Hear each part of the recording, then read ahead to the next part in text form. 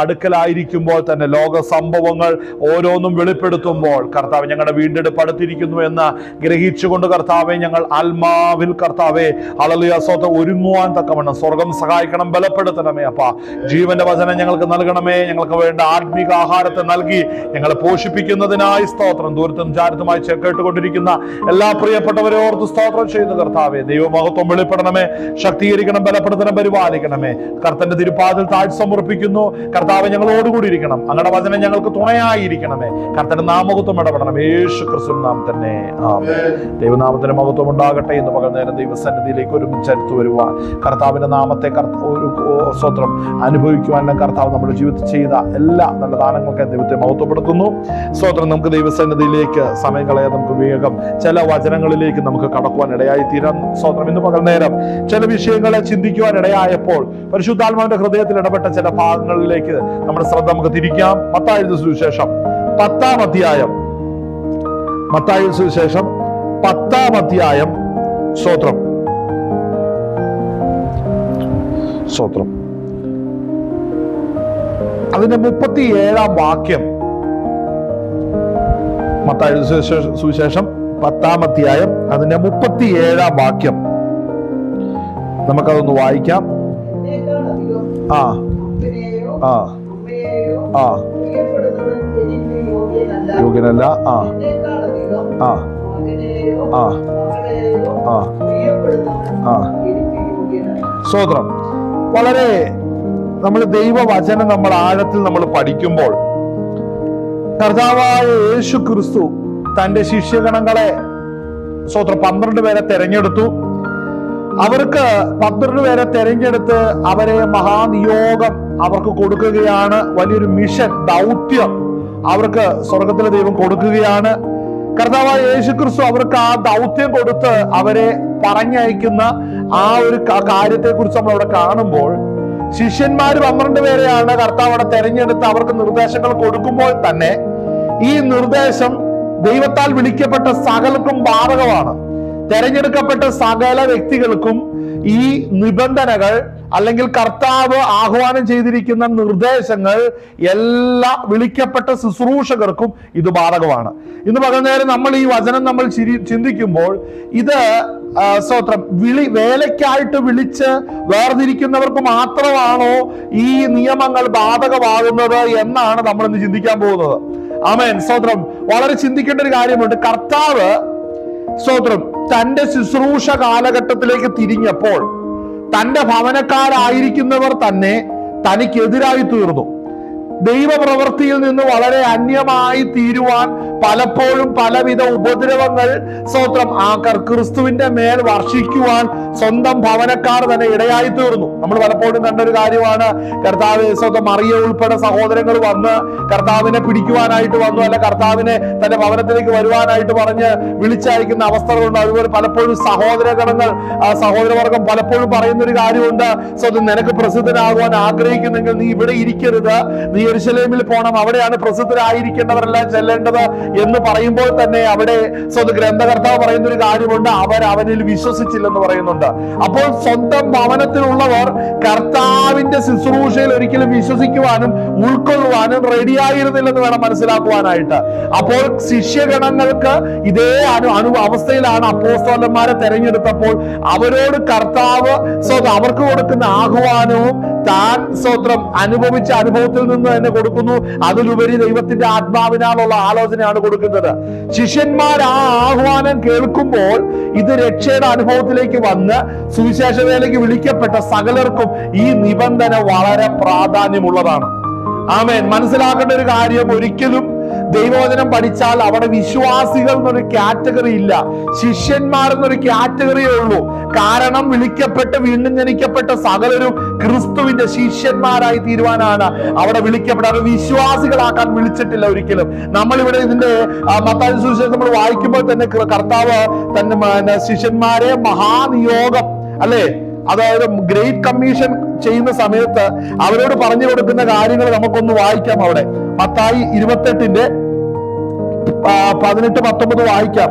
നമുക്ക് അതിന്റെ 18-19 വായിക്കുമ്പോൾ അവിടെ പറയുന്ന ഒരു കാര്യം, ഇന്ന് ഈ വിഷയം ഞാൻ നിങ്ങൾക്ക് എടുക്കാൻ കാരണം ഇതിനകത്ത് ചില പരമപ്രധാനമായ ഒരു കാര്യമുണ്ട്. നമ്മൾ ഏത് മാനസിക സ്ഥിതിയിൽ വേണം ഈ വചനങ്ങളൊക്കെ നമ്മൾ കാണുവാൻ? ഇത് വളരെ പ്രാധാന്യമുള്ള കാര്യമാണ്. ചിലരെ സംബന്ധിച്ച് ഈ ക്രിസ്തുവിന്റെ മഹാനിയോഗം നമ്മൾ കാണുമ്പോൾ നമ്മൾ ഇരിക്കും, ഇത് വേലക്കിറങ്ങിയെടുത്തത് മാത്രമുള്ള കാര്യമാണ്, ഞങ്ങൾക്കൊന്നും ഇത് ബാധകമല്ല, ഞങ്ങൾ വേറൊരു കാറ്റഗറി പെടുമെന്ന് ചിന്തിക്കുന്ന ഒരു വലിയ കൂട്ടം ജനം നമ്മുടെ ഇന്ത്യയിലും ഭാരതത്തിലും ഉണ്ട്, അല്ലെ? നമ്മളുടെ കേരളത്തിലും ഉണ്ട്. അനേകർ ആ നിലവാരത്തിൽ ചിന്തിച്ചു വെക്കുന്നവരുണ്ട്. ഇവിടെ മഹാനിയോഗം നമുക്കൊന്ന് വായിക്കാം. അവിടെ എന്താണ് പറയുന്നത്? 28:18 വായിക്കുമ്പോൾ യേശു അടുത്ത് ചെന്ന്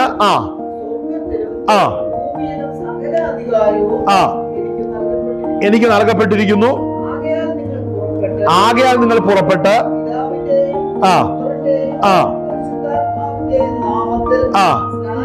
സ്നാനം കഴിപ്പിച്ചു. ഇവിടെ ശ്രദ്ധിക്കേണ്ട ഒരു ഫസ്റ്റ് കമാൻഡ് എന്താണെന്നറിയാവോ? ഒന്നാമത് സ്നാനപ്പെടുത്തണം, രണ്ടാമത് ഞാൻ നിങ്ങളോട് കൽപ്പിച്ചതൊക്കെയും പ്രമാണിക്കുവാൻ കണ്ടോ, ഉപദേശിക്കണം. അതായത് കർത്താവ് നൽകിയിരിക്കുന്ന ആഹ്വാനങ്ങൾ, കൽപ്പനകൾ, ഉപദേശങ്ങൾ അത് നമ്മൾ ഉപദേശിക്കുകയും അടുത്തത് സകല ജാതികളെയും അവിടെ വിശ്വാസികളാക്കിക്കൊള്ളുവിൻ എന്നല്ല പറഞ്ഞേക്കുന്നത്, ശിഷ്യരാക്കിക്കൊള്ളുവിന്നാണ് പറഞ്ഞിരിക്കുന്നത്. മനസ്സിലാക്കണം, വെറും ഒരു വിശ്വാസിയായിരിക്കുന്നവൻ എന്ത് വഴിക്കും ഏത് വഴിക്കും ഏത് ഇടത്ത് പോകാൻ റെഡി ആയിരിക്കുന്നവനാണ് വിശ്വാസി എന്ന് പറയുന്നത്. പക്ഷെ ശിഷ്യൻ എന്ന് പറഞ്ഞാൽ അവൻ ആർക്ക് കീഴ്പ്പെട്ടിരിക്കുന്നോ അവനിൽ നിന്ന് അവന്റെ ഉപദേശത്തിന് വേണ്ടി മാത്രം നിലകൊള്ളുന്നവനാണ് ശിഷ്യൻ. വിശ്വാസി എന്ന് പറഞ്ഞാൽ എന്ത് വിശ്വസിക്കാൻ റെഡിയായെന്നാ ഞാൻ പറയുള്ളൂ. ക്രിസ്തുവിൽ വിശ്വസിക്കുന്ന നമ്മളെല്ലാം ക്രിസ്തുവിന്റെ വിശ്വാസികളല്ലേ? തീർച്ചയായും അതെ, നമ്മൾ ക്രിസ്തുവിന്റെ വിശ്വാസികൾ തന്നെയാണ്. കർത്താവിൽ വിശ്വസിക്കുന്നതെല്ലാം കർത്താവിൽ ക്രിസ്ത്യാനികളെല്ലാം വിശ്വാസികളാണ് നമ്മൾ പറഞ്ഞാലും ശിഷ്യന്മാരാരാണെന്ന് ഊന്നി പറയേണ്ട സാഹചര്യമായിരിക്കുകയാണ് ഇപ്പോ. സ്തോത്രം. ശിഷ്യന്മാരാരാണ്? അവന്റെ കൽപ്പനകളെ അനുസരിക്കുകയും അത് ഉപദേശിക്കുകയും ചെയ്യുന്നവനാണ് ശിഷ്യൻ. മനസ്സിലാവുന്നുണ്ടോ?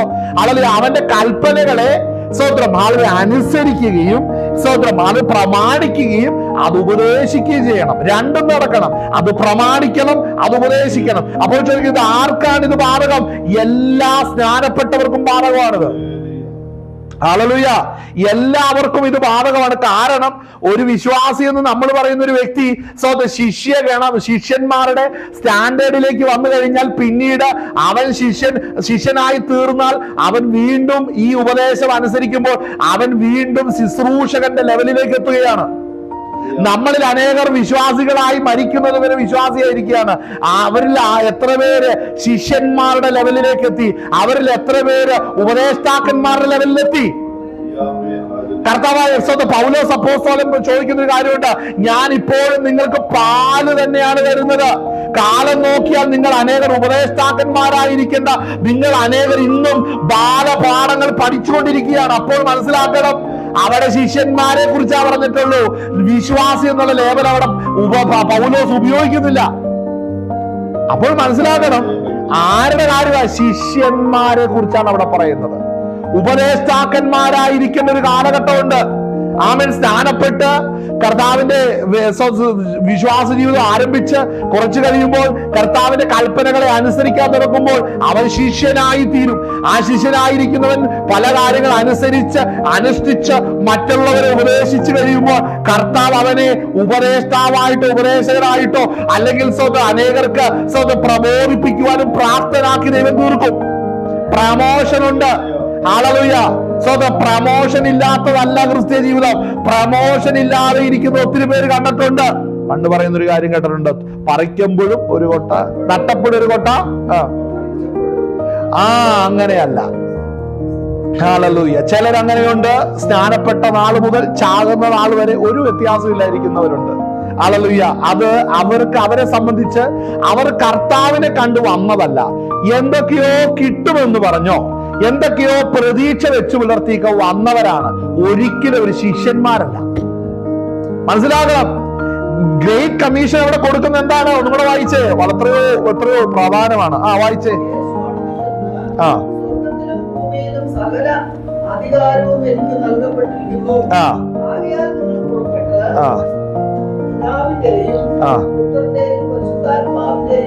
നാമത്തിൽ ആ സ്നാനം കഴിപ്പിച്ചും ആ ഞാൻ നിങ്ങളോട് കൽപ്പിച്ചതൊക്കെയും ആ പ്രമാണിക്കുവാൻ തക്കവണ്ണം ആ ഉപദേശിച്ചുകൊണ്ട് ആ സകല ജാതികളെയും ആ ശിഷ്യരാക്കിക്കൊള്ളുകയും. ആ സ്തോത്രം. അപ്പോൾ മനസ്സിലാക്കണം, സ്തോത്രം, സ്തോത്രം. അപ്പോൾ മനസ്സിലാക്കണം, അനേകരെ ശിഷ്യരാക്കിക്കൊള്ളണം. എബ്രായ ലേഖനം 5-ാം അധ്യായം അതിന്റെ 12-ാം വാക്യം വായിക്കുന്നത്. ഒന്ന് വായിക്കാവോ? എബ്രായ ലേഖനം 5:12 ഞാൻ വായിക്കാം. ഇതിനെ സ്തോത്രം, കാലം നോക്കിയാൽ ഇപ്പോൾ ഉപദേഷ്ടാക്കന്മാർ ആയിരിക്കേണ്ടുന്ന നിങ്ങൾക്ക് ദൈവത്തിന്റെ അരുളപ്പാടുകളുടെ ആദ്യ പാഠങ്ങളെ തന്നെ വീണ്ടും ഉപദേശിച്ചു തരുവാൻ ആവശ്യമായിരിക്കുന്നു. ഹല്ലേലൂയ. കട്ടിയായുള്ള ആഹാരമല്ല, പാലത്രേ നിങ്ങൾക്ക് ആവശ്യമെന്ന് വന്നിരിക്കുന്നു. ശ്രദ്ധിക്കണേ. അപ്പോൾ ഇവിടെ എബ്രായ ലേഖനത്തിന്റെ ഗ്രന്ഥകർത്താവ് പൗലോസ് ആണെന്നുള്ള അനുമാനത്തിലാണ് ഞാനൊരു കാര്യം പറയാം. സ്തോത്രം. കട്ടിയായുള്ള വചനം, കട്ടിയായുള്ള ആത്മീകാഹാരം കഴിക്കുവാൻ പ്രാപ്തമാകേണ്ട ഒരു കാലഘട്ടം എല്ലാ വിശ്വാസികളുടെ ജീവിതത്തിലുമുണ്ട്. അവരെന്ന് ശിഷ്യനായി തീരുന്നോ അന്നാണ് ആ പ്രാപ്തി എത്തത്തുള്ളൂ. ശിഷ്യനായി തീർന്ന് അവന്റെ ജീവിതത്തിൽ പ്രാവർത്തികമാക്കിയത് മറ്റുള്ളവരെ ഉപദേശിക്കുമ്പോഴാണ് അവൻ കട്ടിയുള്ള ആഹാരം കഴിക്കുവാൻ തുടങ്ങുന്നത്. മനസ്സിലാക്കണം, ജീവിതത്തിൽ പ്രാവർത്തികമാക്കി മറ്റുള്ളവരെ ഉപദേശിക്കുമ്പോൾ അവന് വളർച്ച വരികയാണ്. അവൻ കട്ടിയായുള്ള വചനം തേടും, കട്ടിയായുള്ള മർമ്മങ്ങൾ തേടും. ആ നിലവാരത്തിലുള്ള ഒരു വളർച്ച എത്തുവാൻ അനേകരുടെ ജീവിതത്തിൽ സാധിക്കുന്നില്ലെന്ന് വേണം മനസ്സിലാക്കുവാൻ. അപ്പോൾ ശ്രദ്ധിക്കേണ്ട ഒരു കാര്യമാണ്, ഞാൻ ആദ്യം പറഞ്ഞു, വിശ്വാസി എന്നൊരു കാറ്റഗറി ബൈബിളിലില്ല, ശിഷ്യഗണങ്ങളേ ഉള്ളൂ. കാര്യം അനേകരെ ശിഷ്യരാക്കുവാനാ പറഞ്ഞിരിക്കുന്നത്. ശിഷ്യന്മാരെ ശിഷ്യന്മാരായി കാണുവാനാണ് ക്രിസ്തു പഠിപ്പിച്ചിരിക്കുന്നെങ്കിൽ ശിഷ്യന്മാർക്ക് വീണ്ടും വേണ്ടത് അവർക്ക് ആത്മീക വളർച്ച ആവശ്യമാണ്. ആത്മീക വളർച്ച വരണം. കാലം നോക്കിയാൽ എങ്ങനെയായിരിക്കേണ്ടവരാണ്? അപ്പോ കാലത്തിന് വളരെ പ്രാധാന്യമുണ്ട്. സ്നാനപ്പെട്ട നാൾ മുതൽ സഹോദരൻ ഇന്ന് നിങ്ങൾ ആയിരിക്കുന്ന എത്ര കാലഘട്ടമായി? സ്നാനപ്പെട്ട നാള് മുതൽ ഇന്നു വരെയും എത്ര വർഷമായി? നിന്റെ ആത്മീകമായി എന്ത് വളർച്ച വന്നിട്ടുണ്ട്? ചിലരെ കാണുമ്പോൾ വളരെ പരിതാപം തോന്നിപ്പോകും. 15 വർഷം മുമ്പ് കണ്ട അതേ ബൈബിളും കഷത്തി വെച്ച് സഭായോഗത്തിന് പോയി അവിടെ പോയിരുന്ന് അതും ഇതും കേട്ടി കർത്താവ് എനിക്ക് നല്ലവനും വല്ലവനുമായിരുന്നു എന്ന് പറഞ്ഞ് സ്വന്തം വീട്ടിൽ പോകുന്ന മക്കളുടെ കാര്യം നോക്കി പോകുന്നവരുണ്ട്. ഞാനൊരു കാര്യം പറയാം, ഈ വചനം അവർക്ക് ബാധകമാണോ? ഞാൻ പറയാം, ശിഷ്യനാണെങ്കിൽ ബാധകമാ, വിശ്വാസിയാണ് ബാധകമല്ല. ശിഷ്യനാണെങ്കിൽ ബാധകമാണ്. കാരണം കാലം നോക്കിയാൽ ഉപദേഷ്ടാവായിരിക്കേണ്ട വ്യക്തിയാണ്. ആ വ്യക്തിക്ക് വചനം വഴങ്ങുന്നില്ലെന്ന് മനസ്സിലാക്കണം, ഉപദേശം വഴങ്ങുന്നില്ലെന്ന് മനസ്സിലാക്കണം. കാരണം സ്വന്തം ജീവിതത്തിൽ ബാധകമല്ലാത്തത് മറ്റൊരുവനെ എങ്ങനെ പഠിപ്പിക്കും? മനസ്സിലായോ? മറ്റൊരുവനെ എങ്ങനെ പഠിപ്പിക്കും? സ്വന്തം ജീവിതത്തിൽ ബാധകമല്ലാത്ത കാര്യം മറ്റൊരുവനെ എങ്ങനെ പഠിപ്പിക്കുമെന്ന് പറയുക. അപ്പോൾ ഇവിടെ എബ്രായ ലേഖനം പറയുകയാണ്, എന്താണ്? കാലം നോക്കിയാൽ, ആ വാക്യം ഒന്ന് വായിച്ചേ.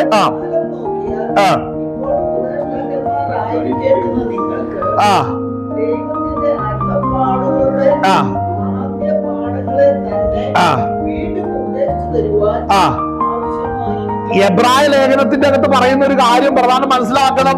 വളരെ ആഴമുള്ള ന്യായപ്രമാണത്തിന്റെ പഠനങ്ങൾ, സ്വന്തം പൗരോഹിത്യത്തിന്റെ ശ്രേഷ്ഠതകള്, യാഗത്തിന്റെ മഹത്വങ്ങൾ എല്ലാം വിവരിച്ചു കഴിഞ്ഞപ്പോൾ അവർക്ക് ചിലപ്പോൾ സ്വന്തം അതിന്റെ പല വെളിപ്പാടുകൾ അവർക്ക് ലഭിച്ചപ്പോഴും ചിലപ്പോൾ അവരുടെ ആരംഭ ദിശയിൽ ഇറങ്ങിയ ചില ബേസിക് ആയിട്ടുള്ള കാര്യങ്ങൾ അറിഞ്ഞില്ല എന്നുള്ളതാണ് ഗ്രന്ഥകർത്താവ് ഉദ്ദേശിക്കുന്നതെങ്കിൽ നമ്മൾ ഈ വാക്യം കൊണ്ട് ഞാൻ ഈ പ്രസംഗത്തിൽ ഉദ്ദേശിക്കുന്നത് സ്തോത്രം ഒരിക്കലും സ്തോത്രം എന്നും ഒരേ അവസ്ഥയിൽ ഇരിക്കുന്ന അനുഭവം ഉള്ളവരുണ്ടെങ്കിൽ കാലം നോക്കിയാൽ ഉപദേഷ്ടാക്കന്മാരായിരിക്കേണ്ടവരാണ്.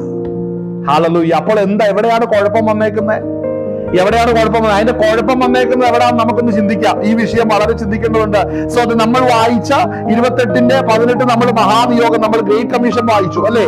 ഗ്രേറ്റ് കമ്മീഷൻ വായിച്ചപ്പോൾ അവിടെ വായിക്കുന്ന കാര്യം, ഞാൻ നിങ്ങളോട് കൽപ്പിച്ചതൊക്കെയും പ്രമാണിക്കുവാൻ തക്കവണ്ണം ഉപദേശിച്ചുകൊണ്ട് സകല ജാതികളെ ശിഷ്യരാക്കി കൊള്ളുവിൻ. അപ്പോൾ മനസ്സിലാക്കണം, വിശ്വാസികളെ പിടിക്കാനല്ല, ഓരോരുത്തരെ കൊണ്ടുവന്നാൽ സഭയ്ക്കകത്ത് എന്ത് നടക്കണം? അവരെ ശിഷ്യരാക്കണ പ്രോസസ്സാണ് നടക്കേണ്ടത്. ശിഷ്യരാക്കണം. നമ്മൾ പ്രാപിച്ചത് മറ്റുള്ളവരെ പഠിപ്പിക്കുകയും അവരെ അതിന് പ്രാപ്തമാക്കുകയും ചെയ്യുവാൻ ശിഷ്യം അഭ്യസിപ്പിക്കുകയാണ് ചെയ്യുന്നത്. അല്ലാതെ നമ്മൾ കുറെ ദൂതുകളും പ്രവചനങ്ങളും അത്ഭുതങ്ങളും നടത്തുന്ന ഒരു വർക്ക്ഷോപ്പ് അല്ല ദൈവസഭ എന്ന് പറയുന്നത്. മനസ്സിലാകുന്നുണ്ടോ? എന്റെ കയ്യിലിരിക്കുന്ന കുറെ സാധനങ്ങൾ ഇടാൻ കൊണ്ടുവന്ന സ്ഥലമല്ല, അവരെ ശിഷ്യരാക്കേണ്ട ഇടമാണ് ദൈവസഭ എന്ന് പറയുന്നത്.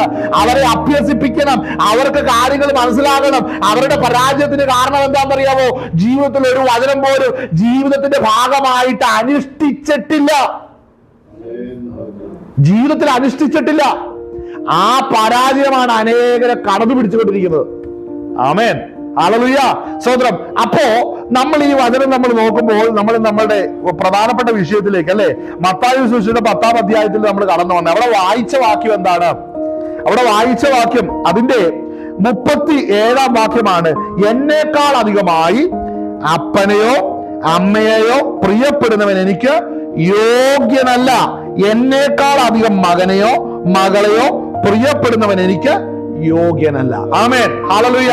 അപ്പോൾ കർത്താവായ യേശു ക്രിസ്തുവിന്റെ ശിഷ്യത്വം നമ്മൾ പ്രാപിക്കണമെന്നുണ്ടെങ്കിൽ, ശിഷ്യന്മാരായിരിക്കണമെന്നുണ്ടെങ്കിൽ നമ്മൾ പ്രധാനമായിട്ട് അറിയേണ്ട കാര്യം, നമ്മളുടെ കുടുംബ ജീവിതത്തിലെ വ്യക്തിപരമായ ജീവിതത്തിൽ നമുക്കുള്ള ബന്ധങ്ങളുടെ അളവും ബന്ധങ്ങളുടെ ശക്തിയും നമ്മൾ വ്യക്തമായി തിരിച്ചറിയണം. ചുരുക്കി പറഞ്ഞാൽ നമ്മുടെ ചുറ്റും ഇരിക്കുന്നവരെ നമ്മൾ ശരിക്കും ഒന്ന് മനസ്സിലാക്കണമെന്ന്. ഹല്ലേലൂയ. ശിഷ്യത്വം ശരിക്കും മനസ്സിലാകണമെന്നുണ്ടെങ്കിൽ നമ്മുടെ ചുറ്റും ഇരിക്കുന്നവർ നമ്മുടെ ആത്മീക ജീവിതത്തിന്റെ തടസ്സമാണോ, ഇടർച്ചയാണോ, വളർച്ചയാണോ, നമുക്ക് സ്തോത്രം എല്ലാ രീതിയിലുമുള്ള സ്തോത്രം ഉയർച്ച നൽകുന്നുണ്ടോ എന്നുള്ളത് നമ്മൾ വളരെ ശ്രദ്ധയോടെ നമ്മൾ നോക്കണ്ടേ. ഹല്ലേലൂയ. അത് വെറുതെ ഉള്ള കാര്യമാണോ? അല്ല, അത് വെറുതെ ഉള്ള കാര്യമല്ല. അതിന് വളരെ പ്രാധാന്യമുണ്ട്, വളരെ പ്രാധാന്യമുണ്ട്. കാരണം ഈ വിഷയം പറയുമ്പോൾ ശിഷ്യന്മാരായി തീരണം. ആമേൻ. ശിഷ്യന്മാരായി തീരുന്നതിന് ഒന്നാമത്തെ തടസ്സം എവിടെയാണെന്നറിയാമോ? കുടുംബത്തിൽ തന്നെയാണ്. ഒരുവൻ ശിഷ്യനായി തീരുന്നതിന് ഒന്നാമത്തെ തടസ്സം അവന്റെ കുടുംബത്തിൽ തന്നെയാണ്. മറ്റൊരു കാര്യം കൂടെ പറയുന്നു കൂടെ, ഒരുവൻ ദൈവകരത്തിൽ ഉപയോഗിക്കപ്പെടുന്നതിനും തടസ്സം എവിടെയാണെന്നറിയാമോ? കുടുംബത്തിൽ തന്നെയാണ്. ഒരുവൻ ഉപയോഗിക്കപ്പെടുന്നുണ്ടെങ്കിൽ അതിന്റെ പിന്നിലും കുടുംബമാണ്. ഒരുവൻ ഉപയോഗിക്കപ്പെടാതിരുന്നാലും അതിന്റെ പിന്നിൽ കുടുംബമാണ്. ഒരുവൻ സത്യം സംസാരിക്കുന്നെങ്കിൽ അതിന്റെ പിന്നിൽ കുടുംബമാണ്. ഒരുവൻ വ്യാജം അനുദിനം പറയുന്നുണ്ടെങ്കിൽ അതിന്റെ പിന്നിലും കുടുംബം തന്നെയാണ്. വെറുതെ അല്ല. ശ്രദ്ധിക്കേണ്ട ഒരു കാര്യമാണ്. ഇതിന്റെ ഞാനിത് എന്നോട് പെട്ടെന്ന് പരിശുദ്ധാത്മാവ് ഇടപെട്ടതുകൊണ്ടാണ് ഞാൻ ഈ വിഷയം ഇന്ന് എടുക്കാൻ ഇടയാകുന്നത്. ആമേൻ. നമ്മൾ ഇത് വായിക്കുമ്പോൾ ഇതിന്റെ കൂട്ടത്തിൽ നമ്മൾ മറ്റൊരു ഭാഗം കൂടെ നമുക്ക് വായിക്കണം. സ്തോത്രം. നമുക്കതിന്റെ ലൂക്കോസ് സുവിശേഷം 14-ാം അധ്യായം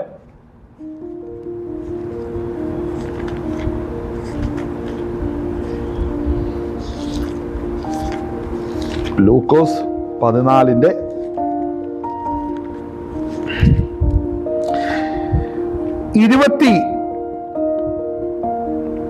25 മുതൽ ഒന്ന് വായിച്ചേ. 14-25 മുതൽ.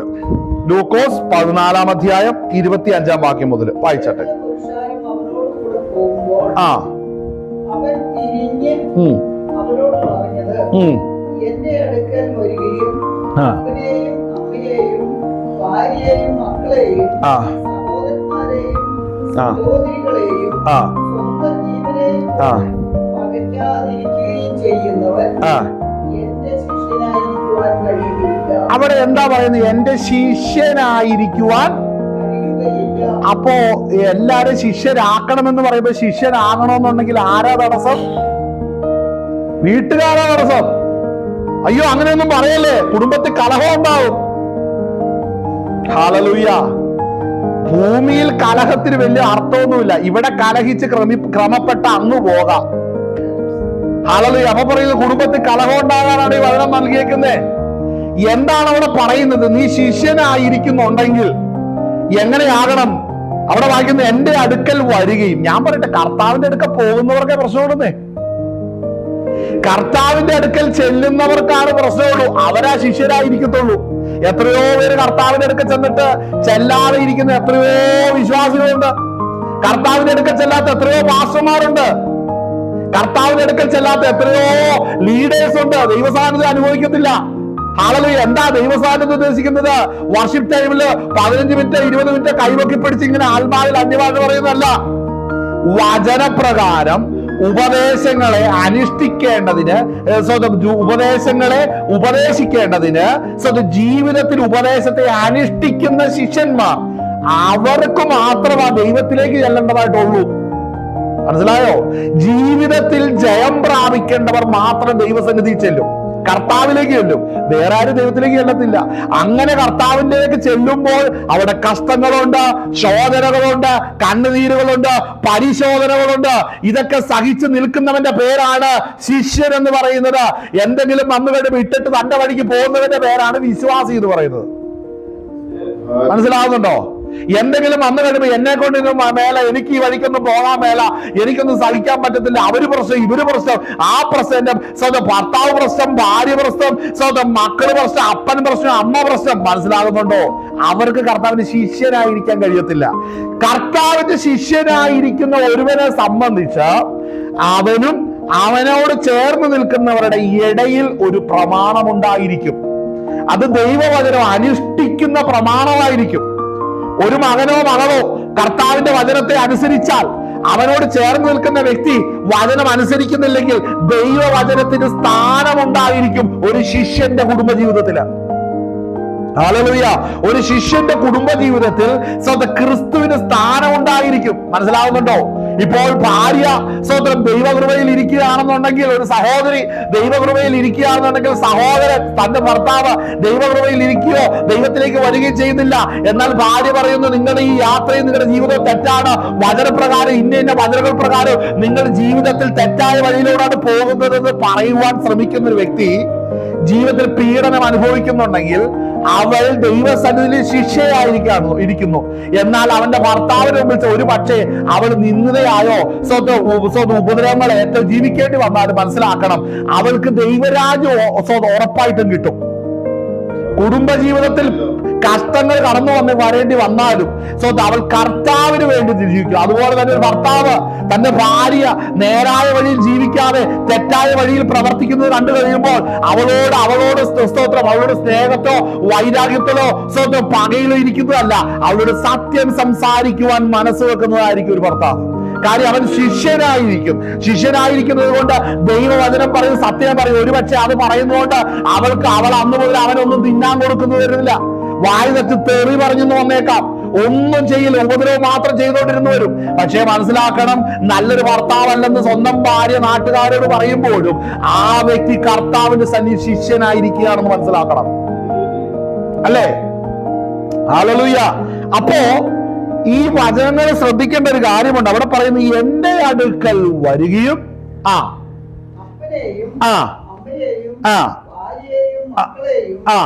സഹോദരന്മാരെയും സഹോദരികളെയും സ്വന്തം ജീവനെയും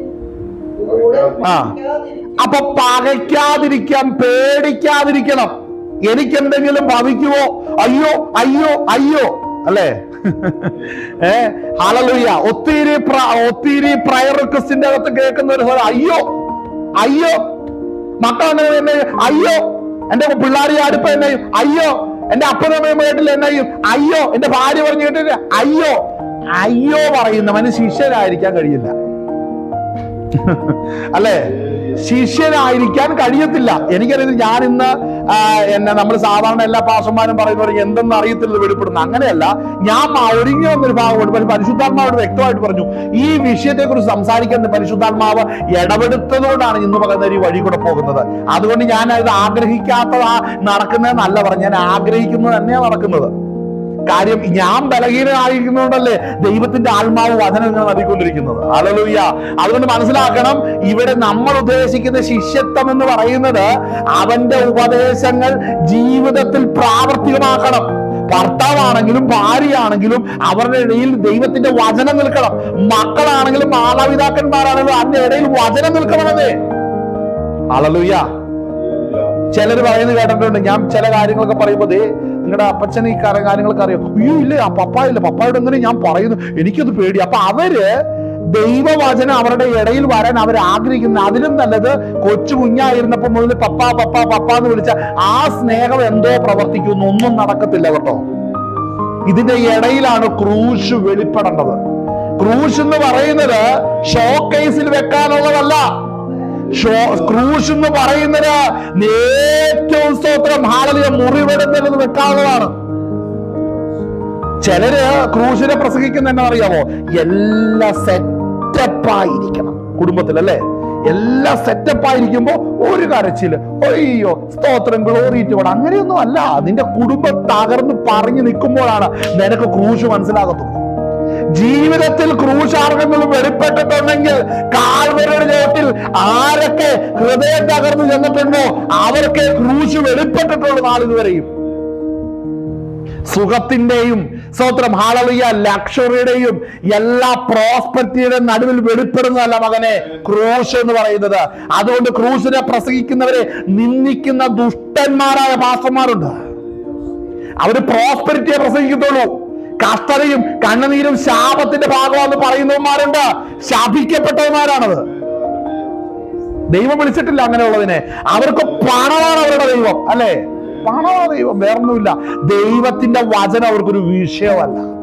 കാരണം കേൾക്കണേ സ്തോത്രം, ഇതൊക്കെ ത്യജിച്ച് സ്വന്തം ജീവനെ ത്യജിക്കാതിരിക്കുന്നവന് മാത്രമേ സ്തോത്രം ഹല്ലേലൂയ. അവിടെ വായിക്കും സ്വന്തം ജീവനെ പകയ്ക്കാതിരിക്കുകയും ചെയ്യുന്നു, അല്ലെ? ത്യജിക്കല്ല, പകയ്ക്കാതിരിക്കുകയും ചെയ്യുന്നവന് മാത്രമേ അതായത് അവൻ കാര്യങ്ങൾ പറയുമ്പോൾ മക്കൾ, ഭാര്യ, അപ്പൻ, അമ്മ ഇങ്ങനെയുള്ള കാര്യങ്ങൾക്കല്ല പ്രാധാന്യം കൊടുക്കുന്നത്, ദൈവനാമത്തിന് പ്രാധാന്യം കൊടുക്കും. ഇതിന്റെ ഇടയിൽ പ്രായം നോക്കിയും ബന്ധം നോക്കിയും സത്യം കുഴിച്ചുകൂടുന്നവനല്ല ശിഷ്യൻ. മനസ്സിലാവുന്നുണ്ടോ? ഹല്ലേലൂയ. ചില കാര്യങ്ങൾ നോക്കുമ്പോ ആ പഴയ സാധനം കയറിയിട്ട് നമ്മൾ അങ്ങനെയൊക്കെ അല്ലേ എന്ന് പറഞ്ഞാൽ മനസ്സിലാക്കിയോളൂ, നിന്നെ ശിഷ്യനാക്കാതെ നിന്റെ വീട്ടുകാർ നോക്കിക്കൊണ്ടിരിക്കുക. അതുകൊണ്ട് കുടുംബമായിട്ട് ദൈവവേല ചെയ്യുമ്പോ ഒത്തിരി പോരാട്ടമുണ്ട്. ചുമ്മാ കന്നുകാലി അഴിച്ചു വിട്ട പോലെ പോയാൽ ശിഷ്യനാകത്തില്ല. ഇതിന്റെ ഇടയിൽ ഈ പ്രമാണം അറിഞ്ഞിട്ട് വേണം നമ്മൾ തുടങ്ങാൻ. ഹല്ലേലൂയ. അപ്പോൾ ഞാൻ ചോദിക്കട്ടെ സ്തോത്രം, ഈ കുടുംബ ജീവിതത്തിന്റെ അകത്ത് ഈ ബന്ധത്തിന് പ്രാധാന്യം കൊടുക്കുന്നുണ്ടോ? ഉണ്ടോ? അപ്പനൊരു തെറ്റ് ചെയ്ത മകന് ആ തെറ്റ് ചൂണ്ടിക്കാണിക്കാനുള്ള അനുവാദം ഉണ്ടോ? ഭാര്യ ഒരു തെറ്റ് ചെയ്തിട്ടുണ്ടെങ്കിൽ ഭാര്യ ചെയ്യുന്ന തെറ്റ് ചൂണ്ടിക്കാണിക്കാനുള്ള അനുവാദം ഭാര്യ കൊടുത്തിട്ടുണ്ടോ? ഭർത്താവ് ഒരു തെറ്റ് ചെയ്താൽ ആ തെറ്റാണെന്ന് മക്കളോ ഭാര്യയോ പറഞ്ഞാൽ അത് ഉൾക്കൊള്ളാനുള്ള അനുവാദം, ഉൾക്കൊള്ളാനുള്ള മാനസിക സ്ഥിതി ഉണ്ടോ? ജാതികളോടല്ല ചോദിക്കുന്നത്, ജ്ഞാനപ്പെട്ട വർഷങ്ങളായിട്ട് വേദപുസ്തകം കക്ഷത്തിൽ വെച്ചോണ്ട് മീശയും പഠിച്ചോണ്ടിരിക്കുന്നവരോട് തന്നെ ചോദിക്കുന്നത് ഉണ്ടോ? വായിച്ചേ, അടുത്ത ഭാഗം വായിച്ചേ. ആ ഭാഗം വായിച്ചേ. അവിടെ വായിക്കുന്നത് എന്റെ അടുക്കൽ വരികയും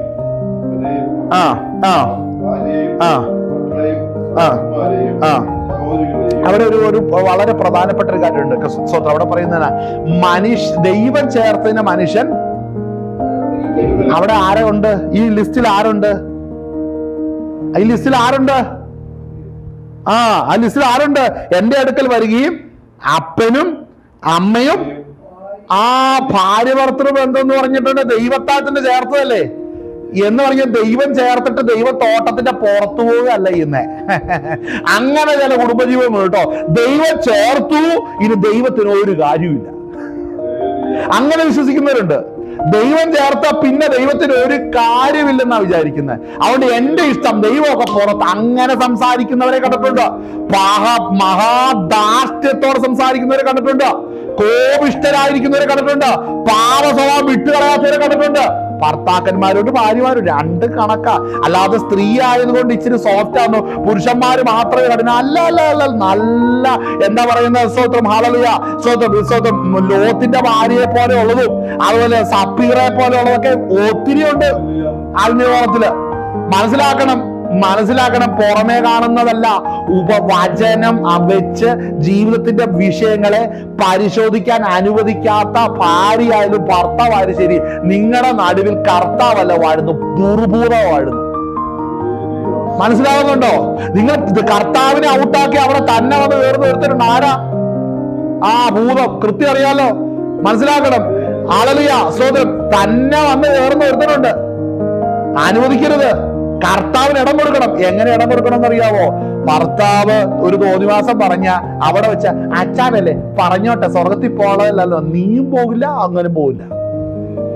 ഭാര്യ തെറ്റ് ചെയ്തിട്ടുണ്ടെങ്കിൽ ആ തെറ്റ് ഏതാന്ന് കൃത്യമായിട്ട് പറയാൻ, വചനാടിസ്ഥാനത്തിൽ പറയാൻ ശിഷ്യൻ റെഡിയാവും. അപ്പൊ മനസ്സിലാക്കണം, എത്ര ഈ കുടുംബജീവിതം നയിക്കുമ്പോ എത്ര വില കൊടുത്താൽ ഈ കാര്യം നടക്കുന്നതെന്ന് മനസ്സിലായോ? എന്താ ഈ പല കുടുംബങ്ങളിലത്ത് ഭൂതം ഇറങ്ങിപ്പോകാത്തെന്നറിയാവോ? അത് കൃപാവര ശുശ്രൂഷക്കാരന്റെ അല്ലെങ്കിൽ വരവുള്ളവന്റെ കുറവുകൊണ്ടല്ല, നീ പിശാചിനെ കെട്ടിയിട്ട് വളർത്തുകയല്ലേ വീട്ടില്, അല്ലേ? ഭർത്താവിന്റെ ദേഹത്തെ ഭൂതം മാറുമ്പോ അത് ഭാര്യയിലേക്ക് വരും, ഭാര്യയിലെ ഭൂതം മാറുമ്പോ അത് മക്കളിലേക്ക് വരും, മക്കളിൽ നിന്ന് കയറുമ്പോ അത് സ്വന്തം ആളലിയ അപ്പനിലേക്ക് വരും. ഇങ്ങനെ മാറിക്കളിക്കുകയല്ലേ. കാരണം എന്താ? ഈ ഇടയിൽ വചനമില്ലെന്നേ. അല്ലാതെ വരുന്ന പ്രാർത്ഥനക്കാരുടെ കുഴപ്പമല്ല, നിന്റെ കുഴപ്പമാ. നിന്റെ കുടുംബത്തിൽ വചനം എന്ന് നീ എടുത്തു കളഞ്ഞോ, അളവിയ ഭർത്താവെ, നിന്റെ കുടുംബത്തിൽ എന്ന് നീ വചനം എടുത്തു കളഞ്ഞോ, അന്ന് കയറി പോകും നിന്റെ മക്കളിത്. ഹല്ലേലൂയ.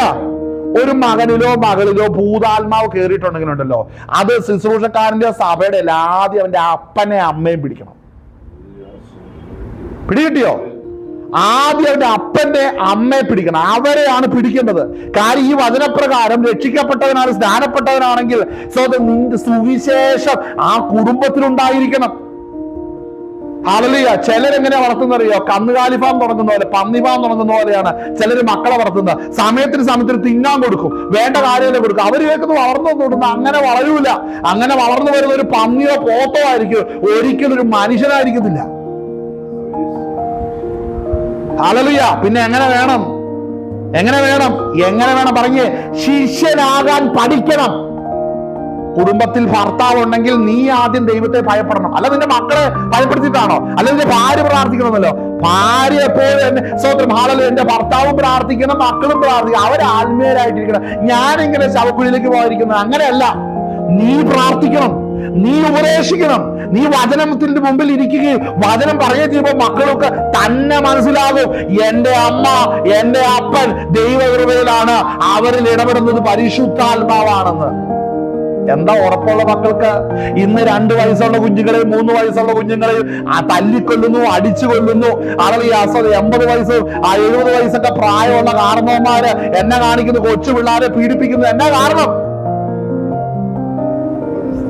സഭയ്ക്കകത്തേക്ക് വാ. ഇപ്പൊ പലയിടത്തും പോക്സോ കേസ് കേൾക്കാൻ തുടങ്ങിയിട്ടുണ്ട്. പല പെന്തക്കോസ് സഭയ്ക്കകത്തെ വിശ്വാസികളുടെ മക്കളിൽ പിശാച് പിടിച്ച സ്വഭാവം കയറുന്നുണ്ട്. എവിടെയാ കുഴപ്പം? അങ്ങനെ ചെയ്യുന്നു. അവന്റെ അപ്പനെ പിടിക്കണം, അവന്റെ അമ്മയെ പിടിക്കണം. അവരിലല്ലേ ക്രിസ്തു. പിന്നെ പിള്ളേരെ കുറ്റം പറഞ്ഞിട്ട് കാര്യമില്ല. നിങ്ങളിൽ ക്രിസ്തു ഉണ്ടെങ്കിൽ നിങ്ങളുടെ മക്കളിൽ ക്രിസ്തു ഉണ്ടായിരിക്കും. ഹല്ലേലൂയ. സ്വതന്ത്രം. പക്ഷേ ചിലതൊക്കെ ദാവീദിന്റെ അപ്പൻ പോലെ സ്വതന്ത്രം ആരാ?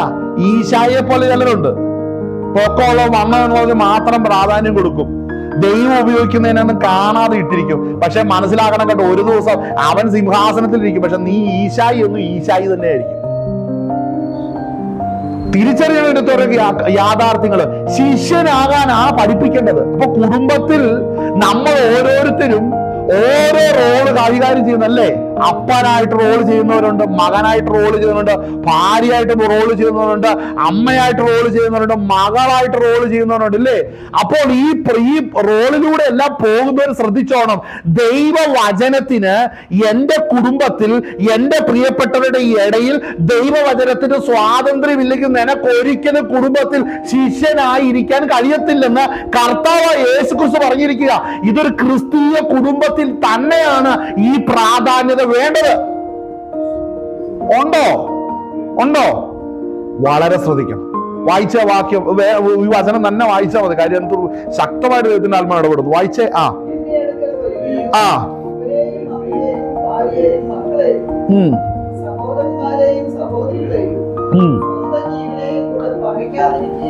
ഇവിടെ സ്വന്തം ജീവനെ പകയ്ക്കാതിരിക്കണം. ചില യാഥാർത്ഥ്യങ്ങൾ വരുമ്പോൾ ജീവന് നേരെ ഭീഷണി ഉയരും.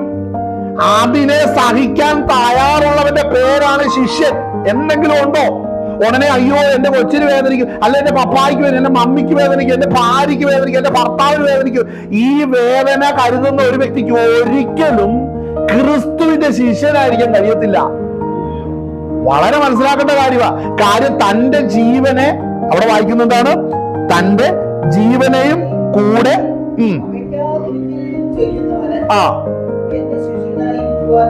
കഴിയില്ല. അടുത്തത് അതായത് എന്താ ഈ ക്രൂശ് എന്ന് പറഞ്ഞാൽ വലിയ അവിടെ മലയാറ്റൂര് പോകുന്നവര് വലിയ മരത്തിന്റെ കുരിശും തോളത്ത് വെച്ചോണ്ട് കാവി ഉടുത്തോണ്ട് പോകുന്നുണ്ട്. അതാണോ കുരിശ്? അതല്ല കുരിശ്. അതിപ്പോ ആർക്കാ കഴിയാത്തത്? ആർക്കാ കഴിയാത്തത്? ഒരു വലിയ മരത്തിന്റെ കഷ്ണം എടുത്തു. അതൊക്കെ എന്റെ ഭാഷ പറയാൻ ചീപ്പ് കേസാണ്. അതൊന്നും ചിന്തിക്കേണ്ട. ഒരു രക്ഷിക്കപ്പെട്ടവൻ അതിനെ കുറിച്ചൊന്നും ചിന്തിക്കേണ്ട.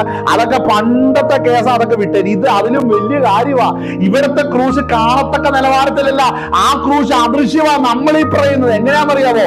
സ്വന്തം കുടുംബത്തിൽ പ്രിയപ്പെട്ടവരുടെ ഇടയിൽ ദൈവവചനത്തെ സംസാരിക്കുമ്പോൾ അവിടെ തർക്കങ്ങളും പലവിധമായ വെല്ലുവിളികളും എഴുന്നേൽക്കും. പക്ഷെ സത്യത്തിന് വേണ്ടി നിന്ന് നിന്റെ സഹോദരനെയോ സഹോദരിയോ അപ്പനെയോ അമ്മയോ ഭർത്താവിനെയോ ഭാര്യയോ മകളെയൊക്കെയും വചനപ്രകാരം അവരെ നേടുവാൻ കഴിഞ്ഞെങ്കിൽ അതിനുവേണ്ടി നീ എടുക്കുന്ന അധ്വാനത്തിന്റെ പേരാണ് ക്രൂശ് എന്ന് പറയുന്നത്.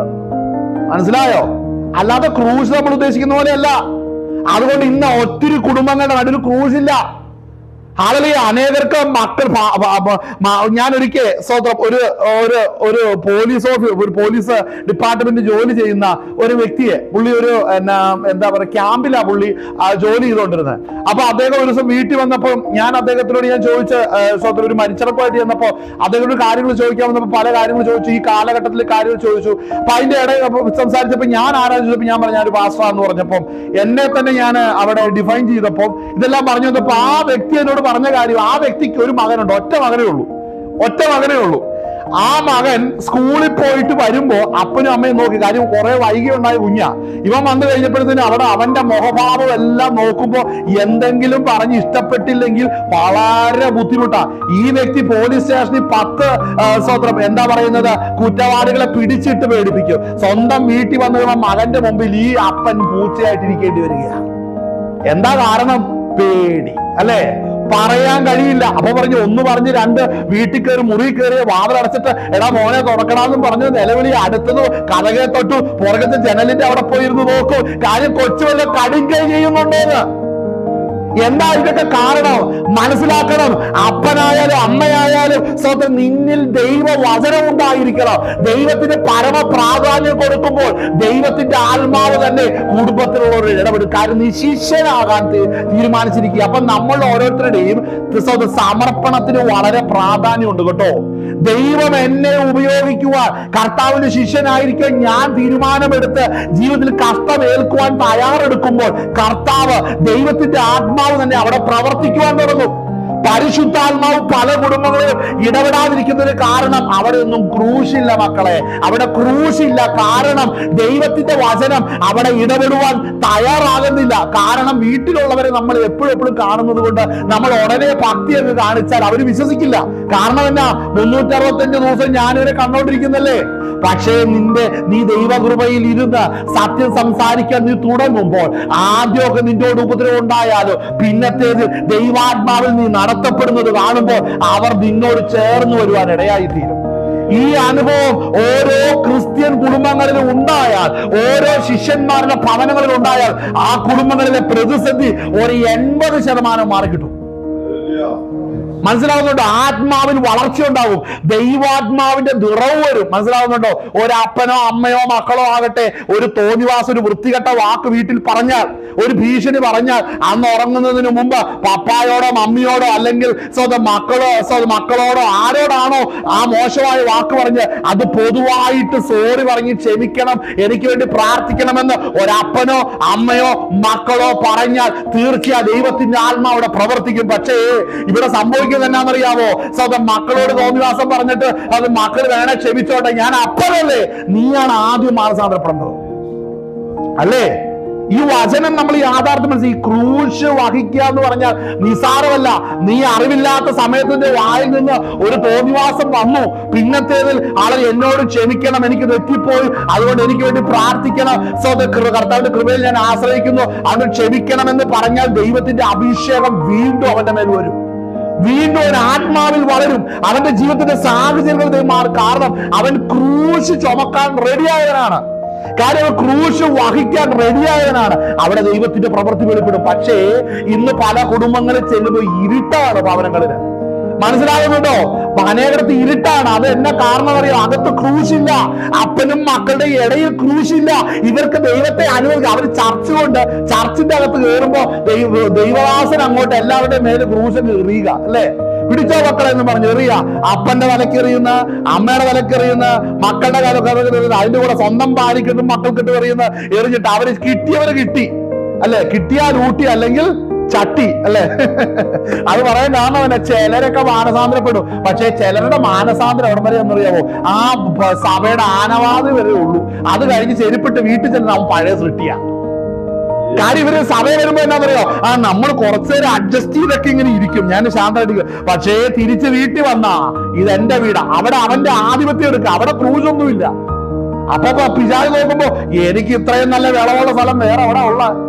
ആഴ്ചയില് ഉപവാസ പ്രാർത്ഥനയും കോട്ടേജ് മീറ്റിങ്ങിനും പോകുന്നു. ഇവൻ സഭയിൽ ചെല്ലുമ്പോ, അല്ല മറ്റുള്ളവരുടെ ചെല്ലുമ്പോ നല്ല വിശ്വാസി, വീട്ടിൽ വരുമ്പോഴത്തേനും ഇവൻ യഥാർത്ഥ ദുർഭൂതം കയറിയിരിക്കുന്ന വീട്ടിലാണ്. അതിലും വലിയ ബന്ധനം തന്നെ ഉള്ളതെന്ന് പറഞ്ഞേ.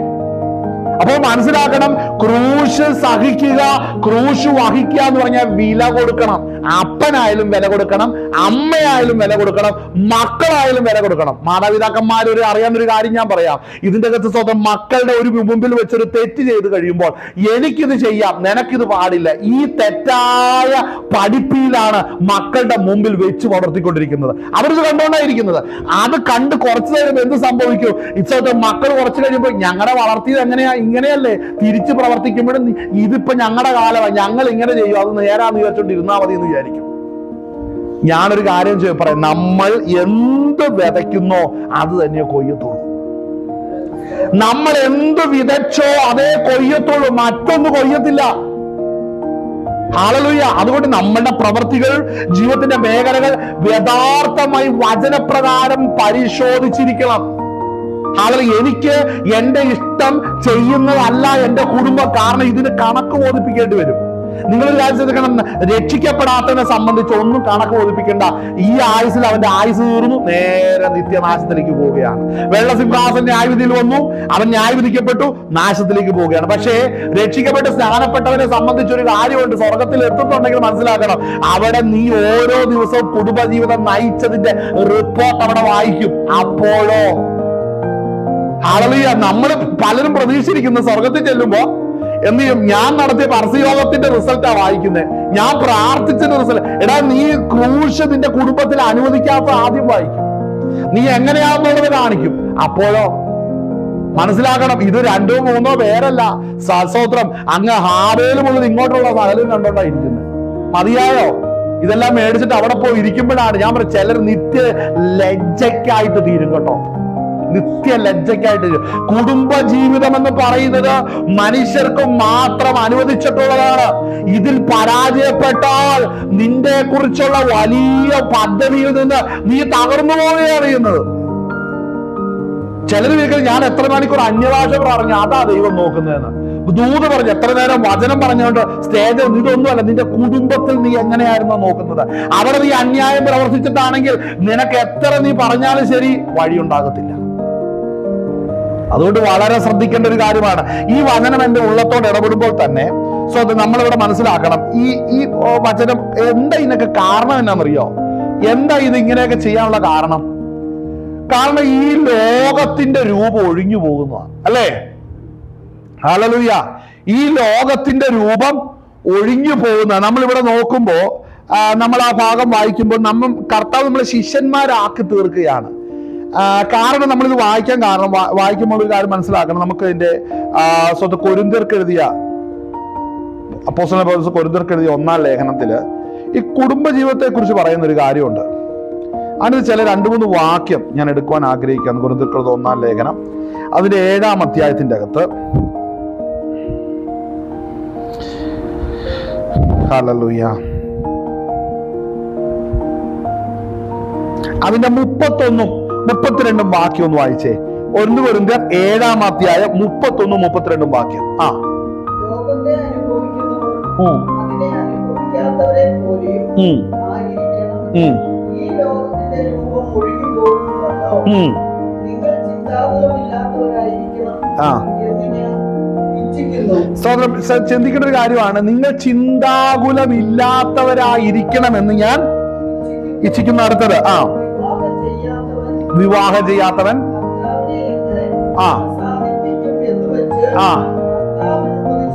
കർത്താവിനുള്ളത് ചിന്തിക്കുന്നു. അടുത്തത് ചെയ്തവൻ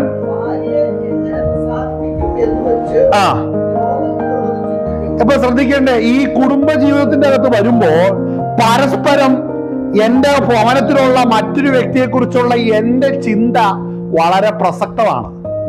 പക്ഷെ പൗലോസ് ഇവിടെ പറയുന്ന കാര്യം ശ്രദ്ധിച്ചോ, നിങ്ങൾ ചിന്താകുലമില്ലാത്തവരായിരിക്കണം എന്ന് ഞാൻ ഇച്ഛിക്കുന്നു. അത് എന്തുകൊണ്ടാണെന്നറിയാവോ? എന്തുകൊണ്ടാന്ന് ചോദിച്ചു കഴിഞ്ഞാൽ, ഇന്ന് ഭർത്താവായിരിക്കുന്ന വ്യക്തി ഭാര്യ എങ്ങനെ പ്രസാദിപ്പിക്കണം, ഭാര്യ എങ്ങനെ ഭർത്താവിനെ ഇതാണ് തമ്മിൽ ചിന്തിക്കുന്നത്. എന്നാൽ കുടുംബജീവിതം തുടങ്ങാത്തൊരു വ്യക്തി എന്റെ കർത്താവിനെ ഞാൻ എങ്ങനെ പ്രസാദിപ്പിക്കണം, അതിന് ദൈവത്തിനുള്ളത് ചിന്തിക്കുന്നു. പക്ഷേ ഈ വിഷയം നമ്മൾ വായിക്കുമ്പോൾ ശിഷ്യന്മാരായിരിക്കേണ്ടവർ എങ്ങനെയായിരിക്കണം, നമ്മൾ തന്നെത്താൻ ത്യജിച്ചതിന്റെ ക്രൂശ് എടുത്തുകൊണ്ട് കർത്താവിനെ അനുഗമിക്കണം, അല്ലേ? ഭാര്യയെക്കാളും അപ്പനെ മക്കളെക്കാളും അധികമായി എന്നെക്കാൾ അധികം അവരെ സ്നേഹിക്കുന്നത് എനിക്ക് കൊള്ളാവുന്നതല്ല. അപ്പോൾ മനസ്സിലാക്കണം എന്താ ഇതിനെ അർത്ഥമാക്കുന്നത്. ഇവരുടെ ഇടയിൽ മക്കൾക്ക് ഭർത്താവിനെ കുറിച്ചോ, അല്ല മക്കൾക്ക് മാതാപിതാക്കന്മാരെ കുറിച്ചോ, മാതാപിതാക്കന്മാർക്ക് മക്കളെ കുറിച്ചോ, ഭാര്യയ്ക്ക് ഭർത്താവിനെ കുറിച്ചോ, ഭർത്താവിന് ഭാര്യയെ കുറിച്ചോ, ഇതിനേക്കാൾ അധികമായി കർത്താവിനെ കുറിച്ച് ചിന്തിക്കാൻ റെഡിയാകണം. അതിന്റെ പേരാണ് ക്രൂശ് എന്ന് പറയുന്നത്. ഇതിന്റെ ഇടയിൽ നമുക്കുള്ള വിചാരമുണ്ടല്ലോ, ഈ വിചാരം ക്രിസ്തുയേശുവിന്റെ പരിജ്ഞാനത്താൽ പിടിക്കപ്പെടണം. നമ്മൾ ഏതെങ്കിലും ഒരു തെറ്റ് ചെയ്യുമ്പോൾ ഇത് കർത്താവിന്റെ സന്നിധി തെറ്റാ കേട്ടോ, ഇങ്ങനെ പറയാൻ പാടില്ലെന്ന് പറഞ്ഞു കഴിഞ്ഞോ ഉടനെ പറയുന്നത് നീ മിണ്ടാതിരിക്കുക, നീ ചെയ്യാതിരിക്കുക. ഇത് എവിടുന്ന്? അത് അവന്റെ പഴയ സൃഷ്ടിയാണ്. മനസ്സിലാക്കണം. ഇവിടെ നമ്മളിപ്പോ സഭായോഗത്തിന്റെ അടുത്ത് കൂടുമ്പോ അല്ലെങ്കിൽ ഉപവാസ പ്രാർത്ഥന കൂടുമ്പോ നമ്മൾ ഇവിടെ നല്ല ഡീസന്റാ. പക്ഷെ നമ്മൾ എന്താന്ന് അറിയണമെന്നുണ്ടെങ്കിൽ ഇച്ചിരി മണ്ണ് വാരി ഇട്ട് നോക്കിയാൽ മതി. നമ്മുടെ സാഹചര്യത്തിൽ ചെല്ലണം. നമ്മുടെ സ്വാതന്ത്ര്യത്തെ തൊടുമ്പോഴാണ് നമ്മുടെ യഥാർത്ഥ സ്വഭാവം അറിയുന്നത്, അല്ലേ? ശരിയായ നമ്മുടെ പ്രശ്നം അതല്ലേ? ഹല്ലേലൂയ. അപ്പോൾ മനസ്സിലാക്കണം, ഇവിടെ പറയുന്നത് നിങ്ങൾ ചിന്താകുലമില്ലാത്തവരായിരിക്കണം. അതെന്തുകൊണ്ടാണ്? ഈ അതിന്റെ മുകളിൽ ഭാഗം വായിക്കുന്ന എന്താണ്? ലോകത്തെ അനുഭവിക്കാർ അതിനെ അനുഭവിക്കാത്തവരെ പോലെയും ആയിരിക്കണം. അടുത്തത് ഈ ലോകത്തിന്റെ രൂപം ഒഴിഞ്ഞു പോകുന്നുവല്ലോ. നമ്മളത് വായിക്കുന്ന സമയത്ത് സ്തോത്രം നമ്മൾ അതിന്റെ സ്തോത്രം ലൂക്കോസിന്റെ സുവിശേഷം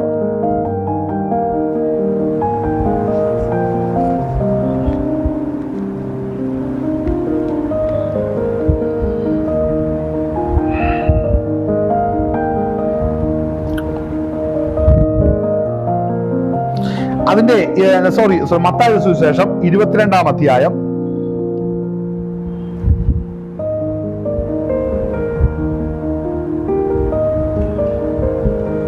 അല്ലെങ്കിൽ ലൂക്കോസ് 20-ന്റെ 27 വായിച്ചാലും മതി.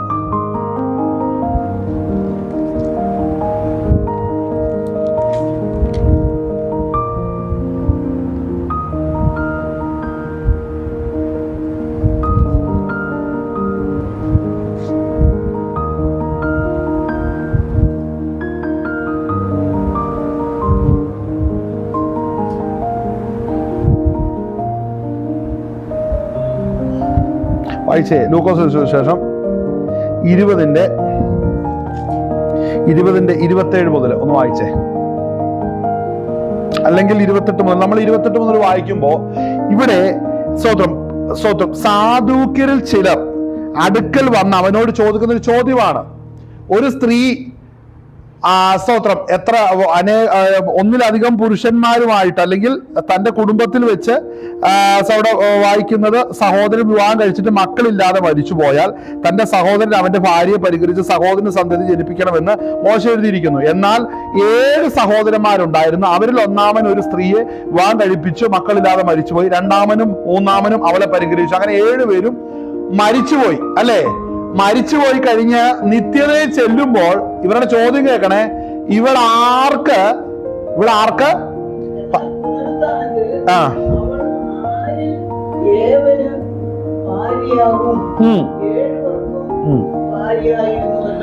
അപ്പൊ ശ്രദ്ധിക്കണേ, ഇവിടെ ഈ സാധുക്കർ ഇവിടെ ഒരു കുടുക്ക് ചോദ്യം ന്യായപ്രമാണത്തിലുള്ള വിഷയമാണ് ചോദിക്കുന്നേ. പക്ഷെ ഇവരുടെ ചോദ്യങ്ങളെല്ലാം സ്വർഗരാജ്യത്തെ കുറിച്ച് ഇവർ ചിന്തിക്കുമ്പോഴും ഇവന്റെ വീട്ടിലെ കലവും ചട്ടിയും അടുക്കളയൊക്കെയാണ് സ്വർഗത്തിൽ നിന്നുള്ള രീതി മാനസികാവസ്ഥയിലാണ് ഇരിക്കുന്നത്. മനസ്സിലാവുന്നുണ്ടോ? ചിലരിന്ന് പെന്തക്കോസിന്റെ അകത്ത് ഇരിക്കുമ്പോഴും വരുന്ന സമയത്ത് ഈ മാനസികാവസ്ഥയിൽ ഇരിക്കുന്ന കുറെ പേരുണ്ട്. കാര്യം സ്വർഗീയ കാര്യം പറയുമ്പോഴും ലോകത്തിലെ വിഷയമായിട്ടിരിക്കുന്ന കുറെ പേര്. അങ്ങനെ ഒത്തിരി ബുദ്ധിശൂന്യരുണ്ട്. കാര്യം അവർക്ക് ഇതുവരെയും കാലം നോക്കി ഉപദേഷ്ടാക്കന്മാരാ, പക്ഷെ ഇപ്പൊ ഒന്നും അറിയാൻ മേല ചിലരെ സംബന്ധിച്ച്. അങ്ങനെ ഇരിക്കുന്ന ചിലരുണ്ട്. എന്നാൽ ഇവിടെ ഈ വചനം ഒന്ന് ശ്രദ്ധിക്കണം.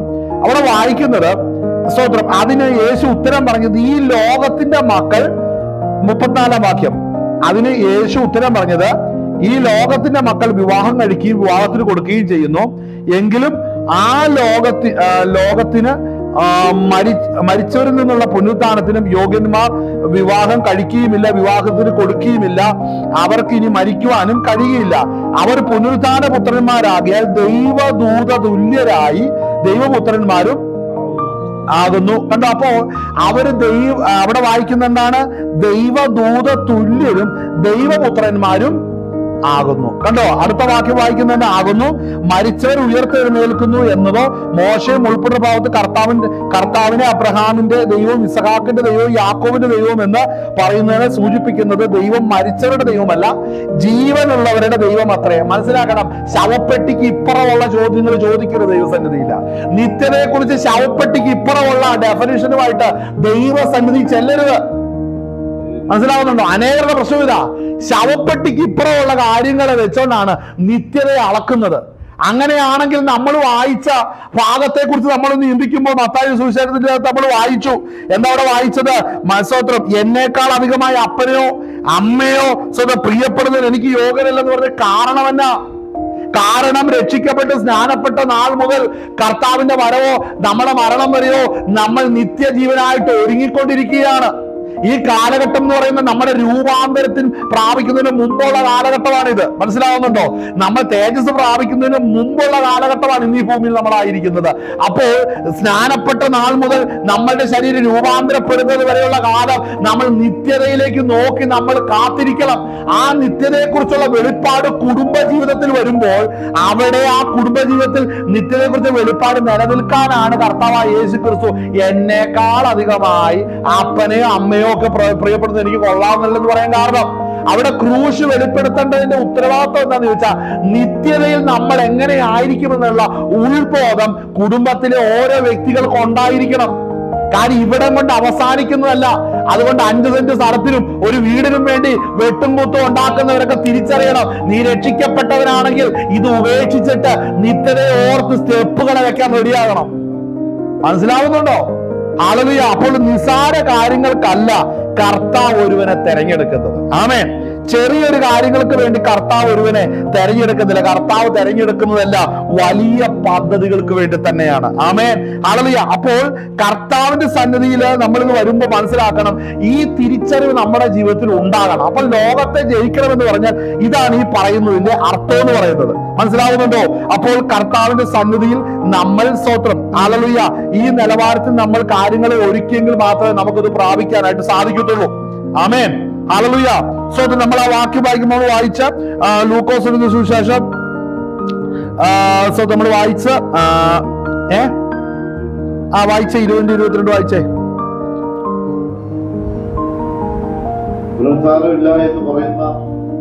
അല്ല, 20-22 അല്ല. സ്തോത്രം. ഹല്ലേലൂയ. 14-26 വായിച്ചേ.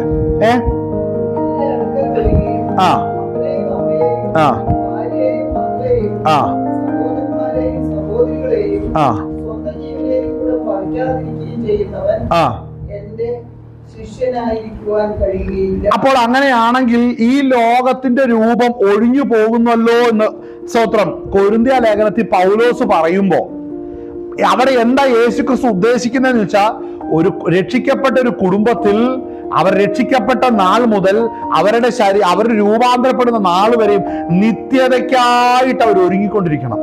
എല്ലാ കുടുംബങ്ങളും നരകത്തിലേക്ക് പോകാൻ റെഡിയാകുമ്പോൾ രക്ഷിക്കപ്പെട്ട ഒരു കുടുംബം ദൈവരാജ്യത്തിൽ പോകുവാൻ നിത്യതയുടെ അവകാശികളാണ് ഈ കുടുംബത്തിലായിരിക്കുന്നവര്. അവർ പല പ്രായക്കാരാണ്, പല ജഡത്തിൽ പല സാഹചര്യങ്ങളിൽ ഇരിക്കുന്നവരാണ്. പക്ഷെ ഓരോ വ്യക്തിയും, ഒരു കൊച്ചു കുഞ്ഞു വരെ ഒരു കുടുംബത്തിലുണ്ടെങ്കിൽ ഇവനും ദൈവരാജ്യത്തിന് അവകാശമായിരിക്കേണ്ടതാണ്. അതുകൊണ്ട് എന്റെ ഇടയിൽ ഒരിക്കലും ഒരു തിന്മയോ അന്യായമോ പ്രവർത്തിക്കാൻ ഇടയാക്കരുത്.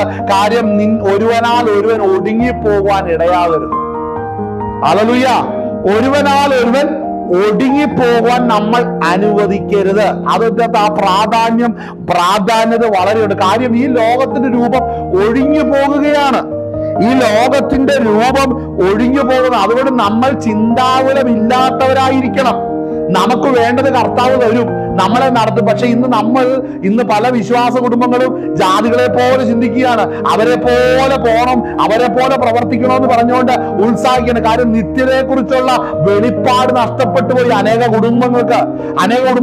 നിത്യതയെ കുറിച്ച് പറയുമ്പോൾ പരിഹാസമാണ്, നിന്നയാണ്. അപ്പോഴേ നിത്യതയെ കുറിച്ച് പറഞ്ഞ പാസ്റ്ററുടെ കുറ്റം പറയുന്ന എത്രയോ പെന്തക്കോസുകാർ കുടുംബങ്ങളെന്ന് പറയോ.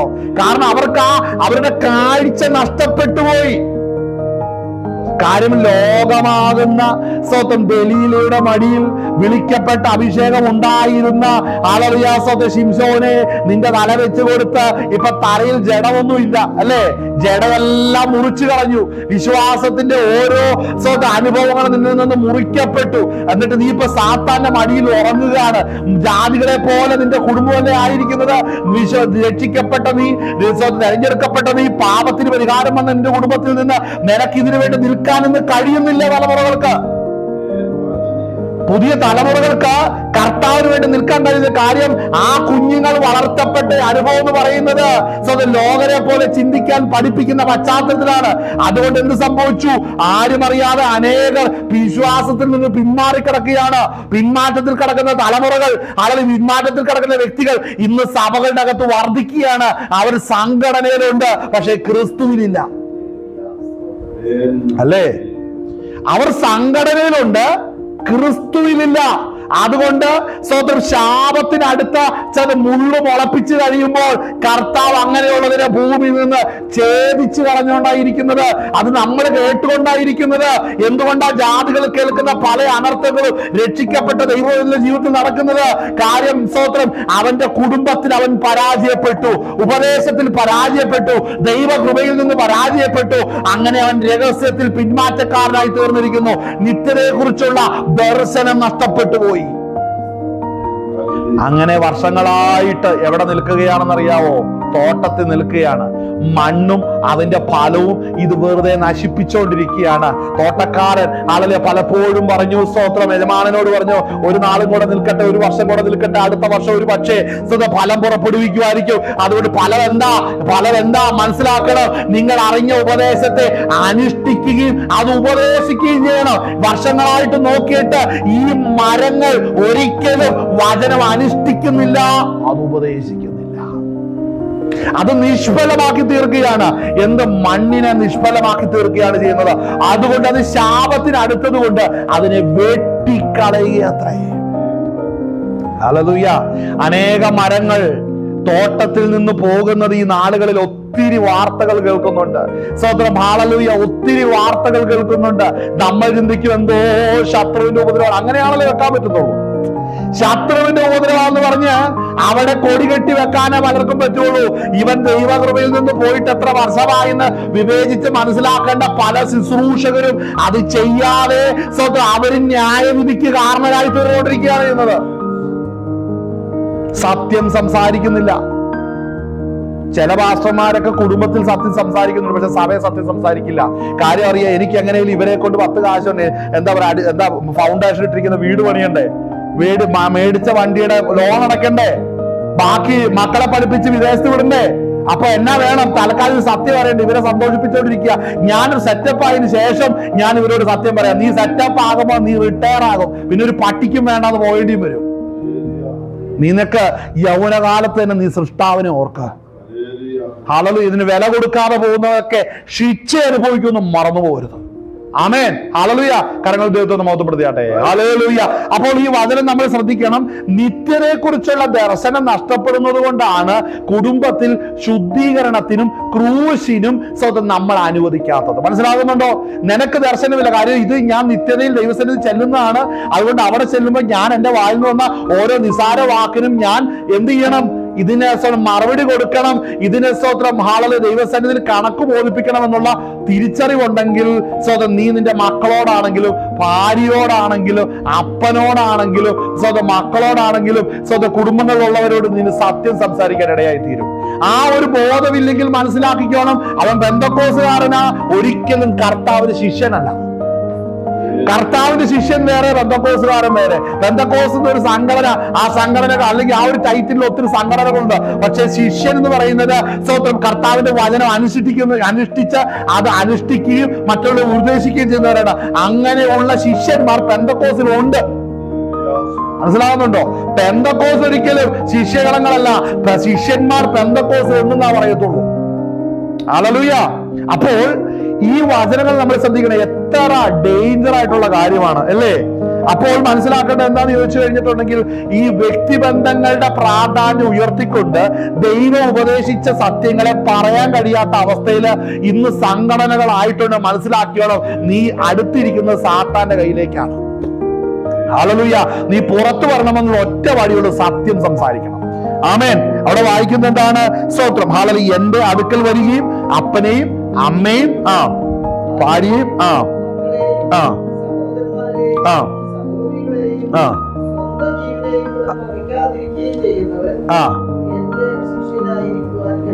കഴിയില്ല.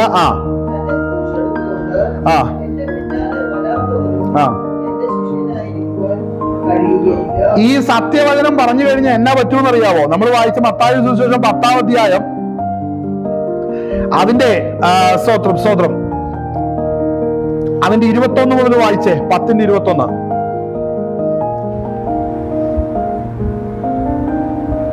വായിച്ചോ?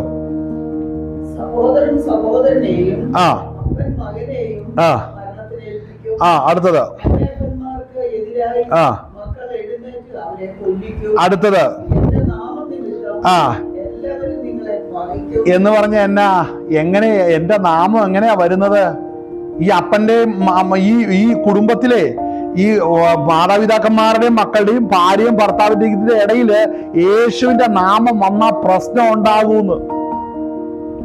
ഹല്ലേലൂയ. കൂടെ കൂടെ യേശുവിന്റെ നാമം പറഞ്ഞ, യേശുവിന്റെ നാമം എന്നല്ല, കർത്താവ് പറഞ്ഞ വചനം ജീവിതത്തിൽ പല കുറവുകൾ വരുമ്പോൾ അത് ചൂണ്ടിക്കാണിക്കുമ്പോൾ എന്നാ സംഭവിക്കും? കൊല്ലിക്കാൻ തുടങ്ങും അല്ലേ? ഹല്ലേലൂയ. ഈ കഴിഞ്ഞ ദിവസം ജാമ്യം കിട്ടിയല്ല, ജയിലിൽ നിന്ന് റിലീസ് ചെയ്ത ഷെറിൻ കാരണവർ കൊലക്കേസിൽ എന്നാ പറഞ്ഞു? ആ അമ്മായിപ്പൻ എന്നാ കാണിച്ചു? മരുമകളോട് പറഞ്ഞു, ദേ നീ പോകുന്ന പോക്ക് ശരിയല്ല, നിന്റെ വഴിവിട്ട ജീവിതത്തിലാ പോകുന്നതെന്ന് പറഞ്ഞു. അപ്പോൾ ഞാൻ അതിന്റെ ഒരു വാർത്തയെ കണ്ടതാ. ഈ ഷെറിൻ എന്ന് പറയുന്ന ഈ ലേഡി ആണെങ്കിൽ എന്നാ കാണിച്ചു? അമ്മായിപ്പന്റെ നേരെ അലറിയെന്നാ പറഞ്ഞത്. കാര്യം എനിക്ക് ഇഷ്ടമുള്ള വഴി ഞാൻ പോകുന്നു പറഞ്ഞ അലറിയെന്ന്. എന്നാ പറ്റി? ഈ വചനം പറയുന്ന കാര്യം നടന്നു. ഈ മരുമകൾ അമ്മായിപ്പനെ തീർത്ത് അല്ലേ? എന്നാ കാരണം? അവിടെ ഉപദേശം കേട്ടപ്പോ ഇഷ്ടപ്പെട്ടില്ല, കൊന്നു. അതല്ലേ യാഥാർത്ഥ്യം? ഉപദേശിച്ചപ്പോൾ ഇഷ്ടപ്പെട്ടില്ല, അടുത്തത് കൊന്നു. അപ്പോൾ മനസ്സിലാക്കണം, ക്രിസ്തുവിന്റെ ഉപദേശത്തെക്കാൾ അധികം ലോകത്തിന്റെ സുഖത്തിന് ഭയങ്കര മധുരമാണ്. മനസ്സിലായോ? പാപത്തിന്റെ സുഖത്തിന് പാപത്തിന്റെ മധുരം എന്ന് പറയുന്നത് ക്രിസ്തുവിന്റെ ഉപദേശത്തെക്കാളും തീക്ഷ്ണതയാണ്. അതായത് കർത്താവിന്റെ ഉപദേശം ഇവര് കേൾക്കുന്നത് കയ്പായിട്ടാണ്, എപ്പോഴും കയ്പായിട്ടാണ്. അതുകൊണ്ട് കർത്താവിന്റെ വചനം പറയുന്നത് എന്തിനാ ഞങ്ങളെ എപ്പോഴും ഈ കയ്പിന്റെ അനുഭവത്തിലേക്ക് വിടുന്നത്? മനസ്സിലാവുന്നുണ്ടോ? ഞങ്ങളെ എന്തിനാ ഈ കയ്പിന്റെ അനുഭവത്തിലേക്ക് കുടുംബത്തെ നയിക്കുന്നത്? ഹല്ലേലൂയ. മനസ്സിലാക്കണം, നിത്യതയെ കുറിച്ച് ദർശനമുള്ളവരാണ് ഈ പ്രോഗ്രാമിലേക്ക് വരേണ്ടത്. അങ്ങനെ പ്രോഗ്രാമിലേക്ക് വന്നവര് ഈ വചനപ്രകാരം വില കൊടുത്തില്ലെങ്കിൽ നിങ്ങൾ ശിഷ്യരായിരിക്കത്തില്ല, മാത്രമല്ല നിത്യത ഉണ്ടാകത്തില്ല. ഹല്ലേലൂയ. അപ്പോൾ മനസ്സിലാക്കണം, ഇതിന്റെ അകത്ത് ഈ പറയുന്ന അപ്പൊ എന്താ പറയുക? എന്റെ നാമനിമിത്തം അല്ലെ? എങ്ങനെയാണ് അവന്റെ നാമനിമിത്തം എന്ന് പറഞ്ഞിരിക്കുന്നത്? നമ്മളവിടെ വായിച്ച ആ ഭാഗം നമ്മൾ ലൂക്കോസ് മറക്കണ്ട, തുറന്ന് വായിച്ചാൽ മതി. 10-ന്റെ സ്തോത്രം ആ വാക്ക് നമ്മൾ വായിച്ചാൽ മതി. നമ്മൾ വായിച്ച ലൂക്കോസ് സുവിശേഷം 14 അവിടെ 14:25 വായിക്കുമ്പോൾ 25-26 വായിക്കുമ്പോൾ തന്റെ ക്രൂശ് എടുത്തുകൊണ്ട് എന്റെ പിന്നാലെ വരാത്തവന് എന്റെ ശിഷ്യനായിരിക്കുവാൻ കഴിയുകയില്ല. അപ്പോൾ മനസ്സിലാക്കണം, അവന്റെ നാമം പറയുമ്പോൾ, അല്ലെങ്കിൽ സ്വന്തം ജീവനെ പകയ്ക്കാതെ കാര്യം പറയുമ്പോൾ, സ്വന്തം ജീവൻ പകയ്ക്കാതെ കാര്യം പറയുമ്പോഴല്ലേ കൊല്ലാൻ തുടങ്ങുന്നേ. എനിക്ക് എന്റെ ജീവൻ എന്തെങ്കിലും പറയട്ടെ, ഉള്ളത് ഞാൻ പറഞ്ഞിട്ടേ ഉള്ളൂ എന്ന് പറഞ്ഞാൽ എന്നാ നീ ജീവിച്ചിരിക്കണ്ട. അങ്ങനെ പറയാൻ സാഹചര്യം ഒരുങ്ങണമെന്നുണ്ടെങ്കിൽ കർത്താവിന്റെ നാമത്തെ മുറുകെ പിടിക്കുന്ന കുടുംബങ്ങളിലാണ് ആ നിലവാരത്തിലുള്ള പ്രശ്നങ്ങളുള്ളൂ. ശരിക്കും പറഞ്ഞാൽ ഈ കർത്താവിന്റെ നാമത്തെ പ്രതി സത്യം പറഞ്ഞ് കലഹം ഉണ്ടാകുന്ന കുടുംബമാണ് വലുത്. ഒന്നും പറയാതിരിക്കുന്ന കുടുംബം ഒരിടത്തും എത്തുന്നില്ല. മനസ്സിലാകുന്നുണ്ടോ?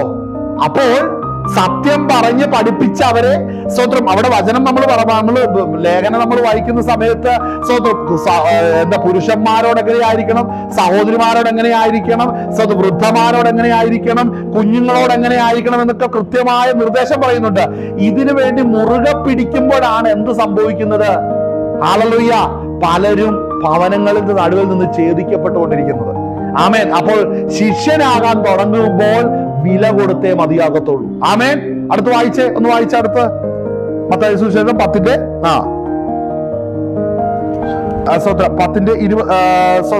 21 വായിച്ചേ. 10:21 വായിച്ചേ.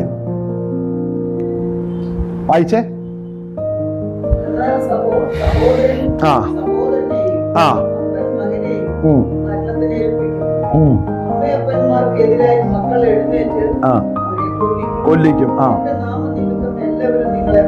അപ്പൊ നിങ്ങൾ ആരാ? കുടുംബത്തിലുള്ള വ്യക്തി ശിഷ്യനായിരുന്നാൽ വീട്ടിലുള്ളവർ അവന് രക്തബന്ധമാണെന്ന് ശരി, അവരും ഇവരും എന്നുള്ള വ്യത്യാസത്തോടെ വരിക. ശ്രദ്ധിച്ചോ? നമ്മൾ മനസ്സിലാക്കിയിട്ട് കുടുംബത്തിൽ ക്രിസ്തുവില്ലാത്ത കുടുംബത്തിന് ഒരു മഹത്വവും ഇല്ല. ശ്രദ്ധിക്കണം. അഭിഷേകമില്ലാത്ത വ്യക്തികളാണ് വിശ്വാസികളായിരിക്കുന്നെങ്കിൽ അവരിൽ മക്കളായാലും അപ്പനായാലും അമ്മയായാലും കുടുംബമാണെന്ന് വീട്ടിൽ എന്താ പറയുക പാറയപ്പുരക്കൽ അല്ലെ, കല്ലേപ്പുരക്കൽ അല്ലെ, കുടിയാറ്റിൽ, എന്താറ്റിലാണെങ്കിലും ശരി അത് വെറും ആറ്റിലായിരിക്കും. അല്ലേ? ഒരു കുടുംബത്തെ ആക്ഷേപിച്ച് പറയുന്നല്ല, കുടുംബ പേരിനെ ആക്ഷേപിച്ച് പറയുന്നല്ല, ഈ പേരേ ഉണ്ടാകത്തുള്ളൂ.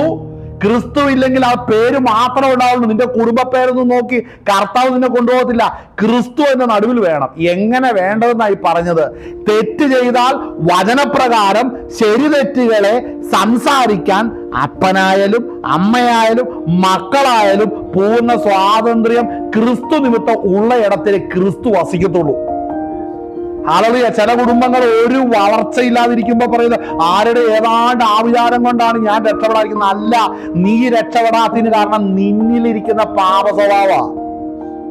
അല്ലേ?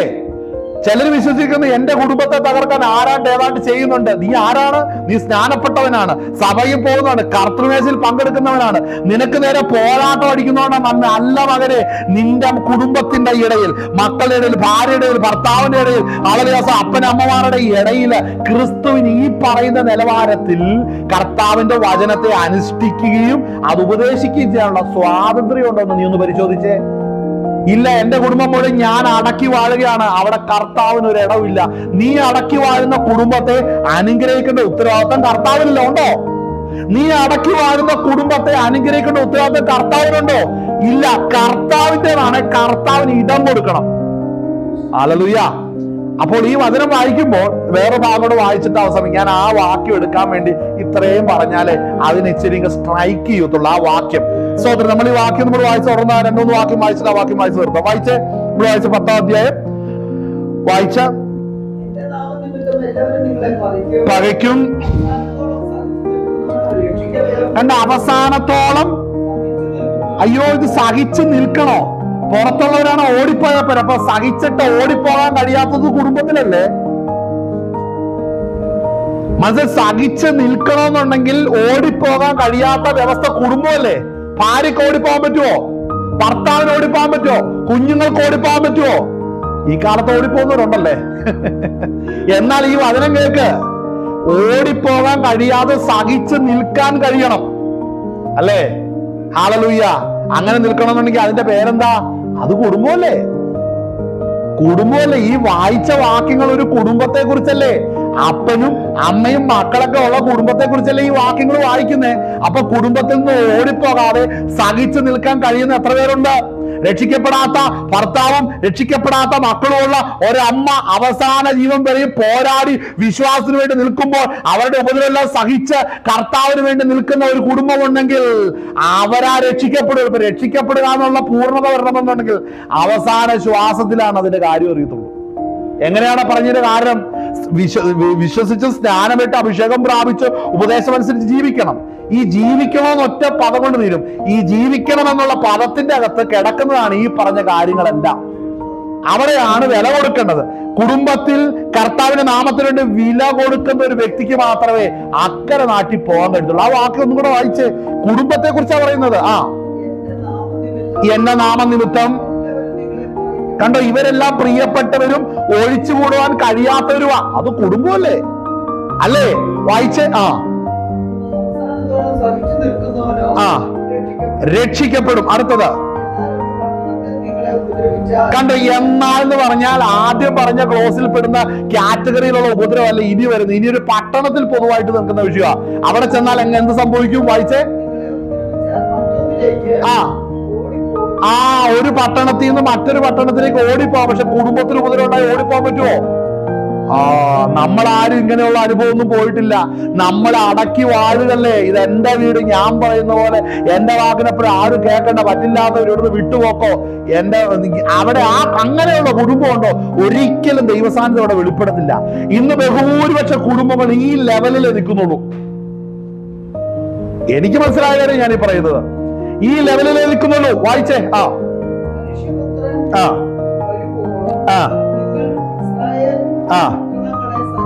ഓക്കെ, ശിഷ്യന്മാരോടാ വിട്ട അടുത്ത വാക്യങ്ങൾ.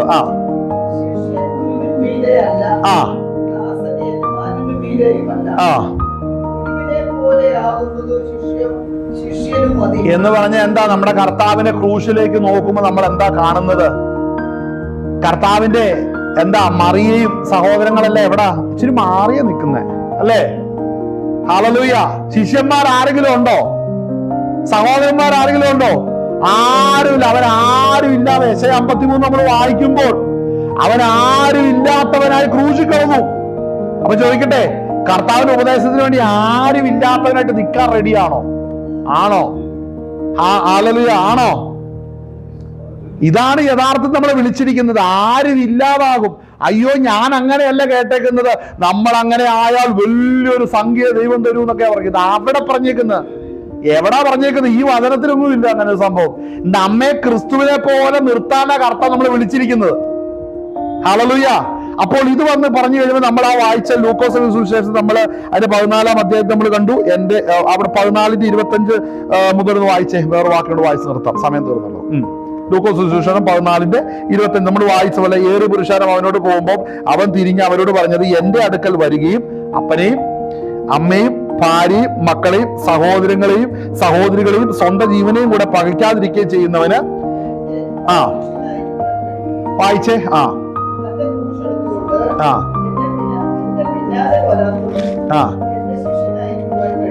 കഴിയില്ല.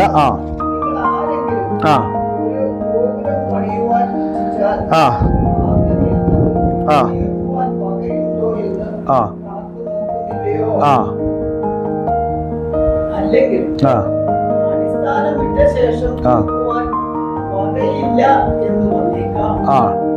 കാണുന്നവരെല്ലാം ഈ മനുഷ്യൻ പണിയുവാൻ തുടങ്ങി തീർക്കുവാനോ വകയില്ല എന്ന്. അപ്പോൾ മനസ്സിലാക്കണം, പലയിടത്തെ പരിഹാസങ്ങൾ എന്നാന്നറിയാം? വിശ്വാസത്തിലാ. ഇങ്ങർക്ക് നേരെ ജീവിക്കാൻ ഇവരുടെ മക്കളെ നിയന്ത്രിക്കാൻ പറ്റുന്നില്ല അല്ലേ?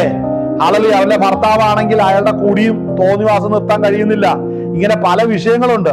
ചിലർക്ക് എപ്പോഴും കൊലപാതക പ്രവണതയിൽ ജീവിക്കുന്നവരൊക്കെ ഉണ്ട്.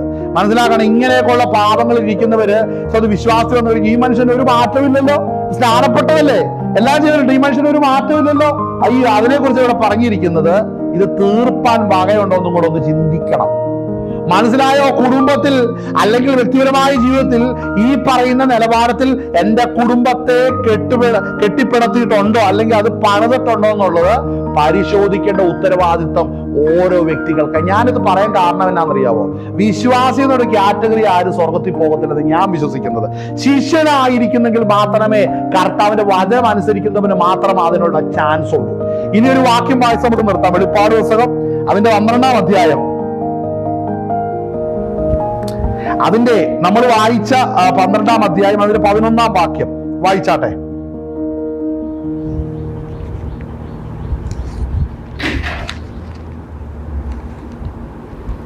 ആമേൻ, സ്തോത്രം.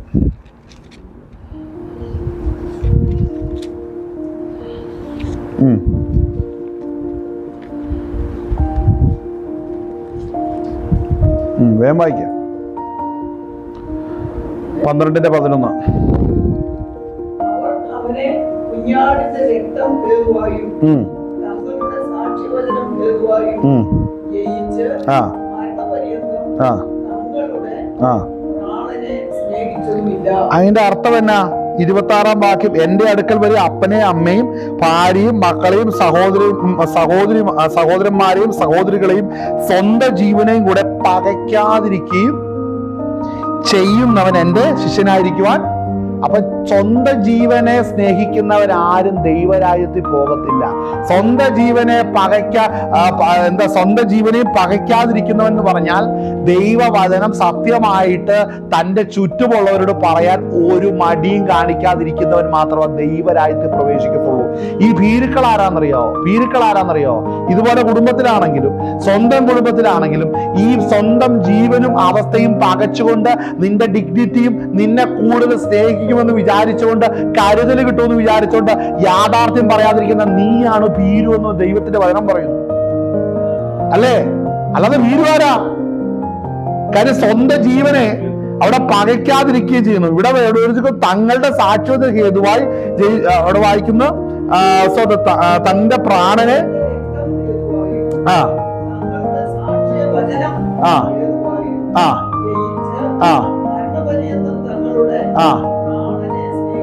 അതായത് ഈ ആയുസ്സിലൊന്നും അവര് ഒരു പ്രാധാന്യവും അവരുടെ വ്യക്തിക്കോ അവരുടെ വ്യക്തിപരമായ അന്തസ്തു കൊടുക്കത്തില്ല. നിത്യതയ്ക്ക് വേണ്ടി നോക്കിക്കൊണ്ടിരുന്നു. മനസ്സിലാവുന്നുണ്ടോ? ഇന്ന് പല കാര്യങ്ങൾ പറയുമ്പോൾ ഭീഷണി ഉയരുമ്പോ മനസ്സിലാക്കിക്കോണം, അവരാരും നിനക്കുള്ളവരല്ല. ഹല്ലേലൂയ. അപ്പൊ ചോദിക്കുക, എന്റെ രക്തബന്ധങ്ങളാ? എടാ, രക്തം രക്തത്തെ അറിഞ്ഞോട്ടെ, ആത്മാവ് ആത്മാവിനെ അറിയും. മനസ്സിലാവുന്നുണ്ടോ? ആത്മാവിൽ പണിയപ്പെട്ട നീ നിന്റെ നിത്യതയ്ക്ക് വേണ്ടി നിന്റെ പ്രാണനെ വിലയേറിയതായിട്ട് എണ്ണത്തിൽ എന്ന് പറഞ്ഞാൽ ഇതിന്റെ അർത്ഥം ഇതാ. ഇത് ചുമ്മാ രസത്തിന് പറഞ്ഞതല്ല.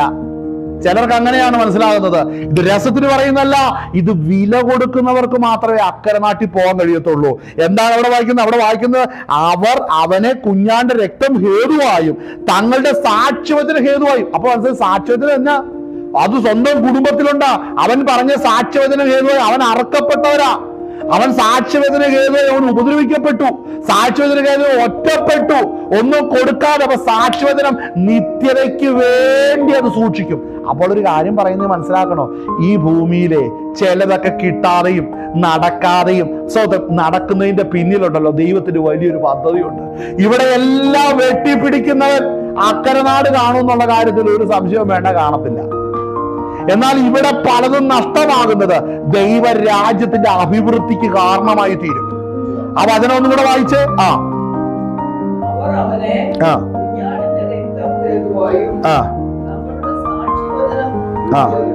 നമുക്കതിന് 10 മുതൽ വായിക്കാം. എന്താ അവിടെ സംഭവിക്കുന്നത്? അപ്പോൾ ഞാൻ സ്വർഗത്തിൽ ഒരു മഹാശബ്ദം പറഞ്ഞു കേട്ടത്, ഇപ്പോൾ നമുക്ക് ദൈവത്തിന്റെ രക്ഷയും ശക്തിയും രാജ്യത്വവും അവന്റെ ക്രിസ്തുവിന്റെ ആധിപത്യവും തുടങ്ങിയിരിക്കുന്നു. അത് ചിലവിടെ മനസ്സിലാവുന്നുണ്ടെങ്കിൽ അതിന്റെ 11-ാം അധ്യായം, വെളിപ്പാട് ദിവസം 11-ാം അധ്യായത്തിന്റെ അകത്ത് സ്തോത്രം അതിന്റെ 17-ാം ഭാഗം, സർവശക്തിയുള്ള ദൈവമായ കർത്താവായ ദൈവമേ, ഇരിക്കുന്നവരും ഇരുന്നവരുമായ നീ മഹാശക്തി ധരിച്ചു വാഴുകയാൽ ഞങ്ങൾ നിന്നെ സ്തുതിക്കുന്നു. ജാതികൾ കോപിച്ചു. അതിന്റെ 15 മുതൽ വായിക്കേ.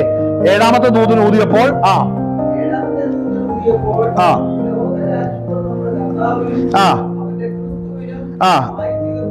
കണ്ടോ? ആ 11-ന്റെ 15-ാം വാക്യവും 12-ന്റെ 10-ാം വാക്യത്തിന്റെ അകത്തും ക്രിസ്തുവിന്റെ രാജ്യത്വം തുടങ്ങി.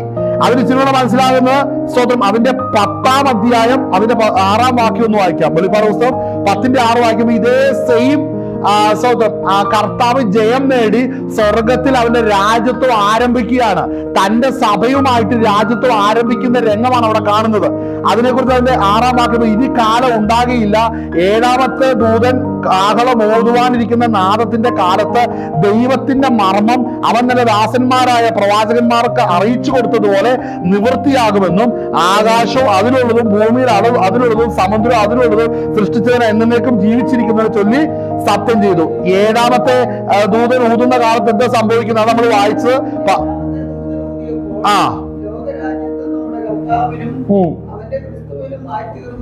അപ്പോൾ അത് നമ്മൾ അവിടെ പ്രസംഗിക്കുമ്പോൾ അതിന്റെ 12-ന്റെ 10-ാം വാക്യം വായിക്കുമ്പോൾ, അപ്പോൾ ഞാൻ സ്വർഗത്തിലൊരു മഹാ ശബ്ദം പറഞ്ഞു കേട്ടത്, 12-ന്റെ 10 പറഞ്ഞു കേട്ടത്, ഇപ്പോൾ നമ്മുടെ ദൈവത്തിന്റെ രക്ഷയും ശക്തിയും രാജ്യവും അവന്റെ ക്രിസ്തുവിന്റെ ആധിപത്യവും തുടങ്ങിയിരിക്കുന്നു.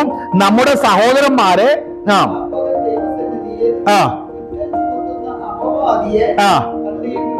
ഈ കുറ്റം ചുമത്തുന്ന അപവാദി ആരാണ്? അതിന്റെ 7-ാം അതിന്റെ സ്തോത്രം അതിന്റെ 3-ാം വാക്യം വിളിച്ചു 12-ന്റെ 3.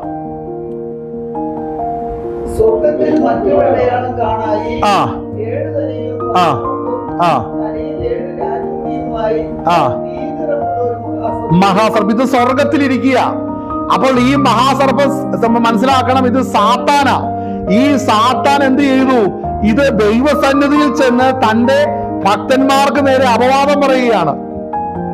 നമ്മള് ഇയ്യോബിന്റെ പുസ്തകം കാണുമ്പോൾ നമുക്കവിടെ കാണാൻ സാധിക്കും, ഇയ്യോബിനെ കുറിച്ച് കുറ്റം ചുമത്തുവാൻ ദൈവസന്നിധിയിൽ ചെന്നു.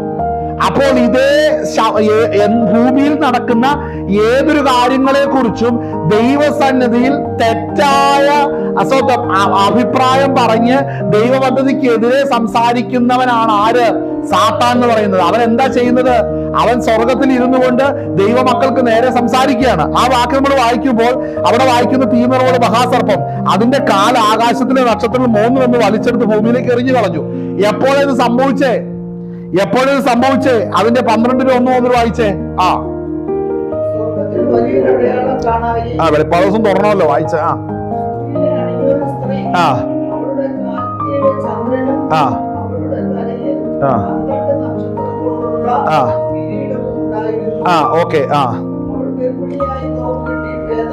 ഇവിടെ ഇസ്രായേലിൽ നിന്ന് കർത്താവിന്റെ സുവിശേഷത്തിന്റെ സത്യങ്ങൾ വെളിപ്പെടേണ്ടതിന് അവിടെ അത് പുറപ്പെട്ടു, അത് ഉരുവാക്കപ്പെട്ടു, ദൈവസഭ പിറന്നു. അപ്പോൾ അതിന്റെ പിറവിയുടെ പദ്ധതികളെല്ലാം പൂർണ്ണമായി കുട്ടി, അതായത് ദൈവസഭ എങ്ങോട്ട് എടുക്കപ്പെട്ടു? സ്വർഗത്തിലേക്ക് എടുക്കപ്പെട്ടു. അതിനെക്കുറിച്ച് അവിടെ വായിക്കുന്നത്, സൂര്യനും ചന്ദ്രനും അവളുടെ തല 12 നക്ഷത്രങ്ങളും ഉണ്ട്, കിരീടം ഉണ്ടായിരുന്നു, അവൾ ഗർഭിണിയായി നോവ് കിട്ടി വേദനപ്പെട്ട് നിലവിളിച്ചു. അടുത്തത് 3-ാം വാക്യം നമ്മൾ വായിച്ച് കണ്ട. ഇത് എടുക്കപ്പെടുന്നതിന് മുമ്പ് ഇവിടെ ശ്രദ്ധിക്കണം, ഈ കുട്ടി എന്ന് പറയപ്പെടുന്നത് ദൈവസഭയാ. ഈ ദൈവസഭ സ്വർഗത്തിലേക്ക് എടുക്കപ്പെടണം. ഈ സ്വർഗത്തിലേക്ക് എടുക്കപ്പെടുന്നതിന് ഈ കടന്നു പോകുന്ന ഹൈവേ ക്ലിയർ ചെയ്യേണ്ട ഡ്യൂട്ടിയാണ് ദൈവത്തിന്റെ ദൂതന്മാർക്കുള്ളത്. അപ്പൊ അവിടെ ഒരു കൂട്ടർ അവിടെ കിടപ്പുണ്ട്. ആരാ കിടക്കുന്നത്? സാത്താൻ അവിടെ നിൽക്കുകയാണ്. അപ്പോൾ നമ്മൾ കടന്ന് ദൈവസന്നിധി ചെല്ലണം. അപ്പോൾ ഈ യാത്ര ഇവിടെ നിന്ന് രൂപാന്തരപ്പെട്ട് മേഘത്തിൽ നമ്മൾ എടുക്കപ്പെടുന്ന സമയത്ത് ഈ മധ്യാകാശത്തിൽ ഇരിക്കുന്ന സാത്താനും അവന്റെ ദൂതന്മാരും ഈ ദൈവസഭ രൂപാന്തരപ്പെട്ട് അവിടെ ചെല്ലുന്നതിന് തടസ്സം നിൽക്കുകയാണ്. മനസ്സിലാവുന്നുണ്ടോ? അപ്പോൾ ഇത് അവിടെ നിൽക്കുന്ന ഈ സാത്താനെയാണ് പിന്നീട് അവിടെ ആ ഭാഗം നമുക്ക് വായിച്ചു തന്നെ പോകാം. കാര്യം വെറുതെ ഇത് കേട്ടിട്ട് കാര്യമില്ലല്ലോ. വായിക്കണ്ടേ? വായിക്കേ.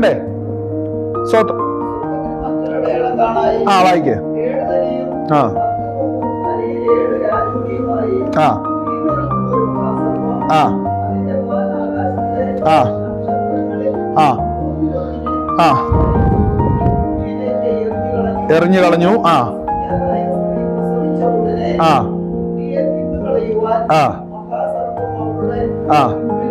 കണ്ടോ?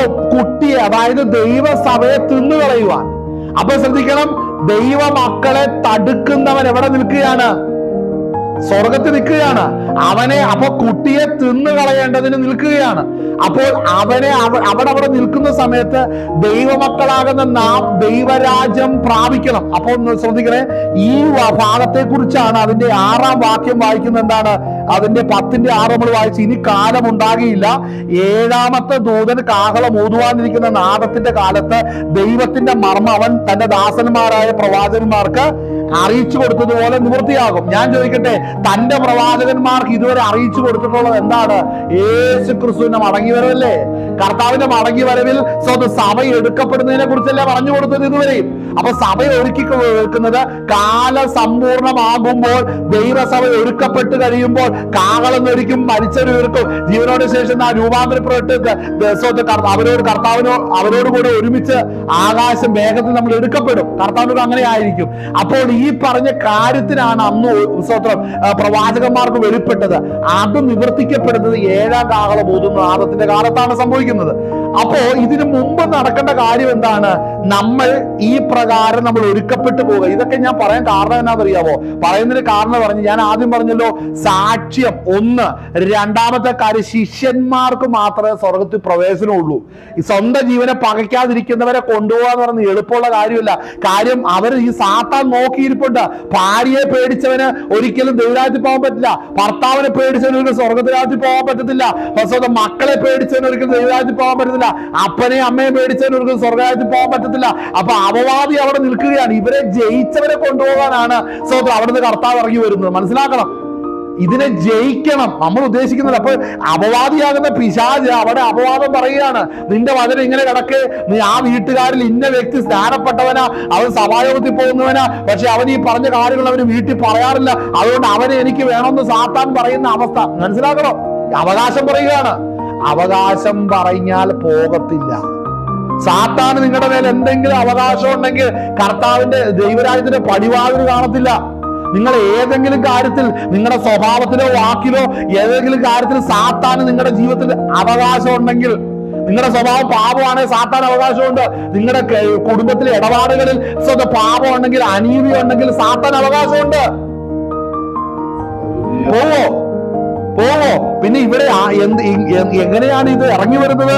അവിടെ വരുന്ന സ്തോത്രം, അതിന്റെ 5-ാം വാക്യം വായിക്കുമ്പോ, അവൻ ജാതികളെയും ഇരുമ്പുകോൽ കൊണ്ട് മേയ്ക്കുവാൻ, 12:5, അവൾ സകല ജാതികളെയും ഇരുമ്പുകോൽ കൊണ്ട് മേയ്ക്കുവാനുള്ള ആൺകുട്ടിയെ പ്രസവിച്ചു.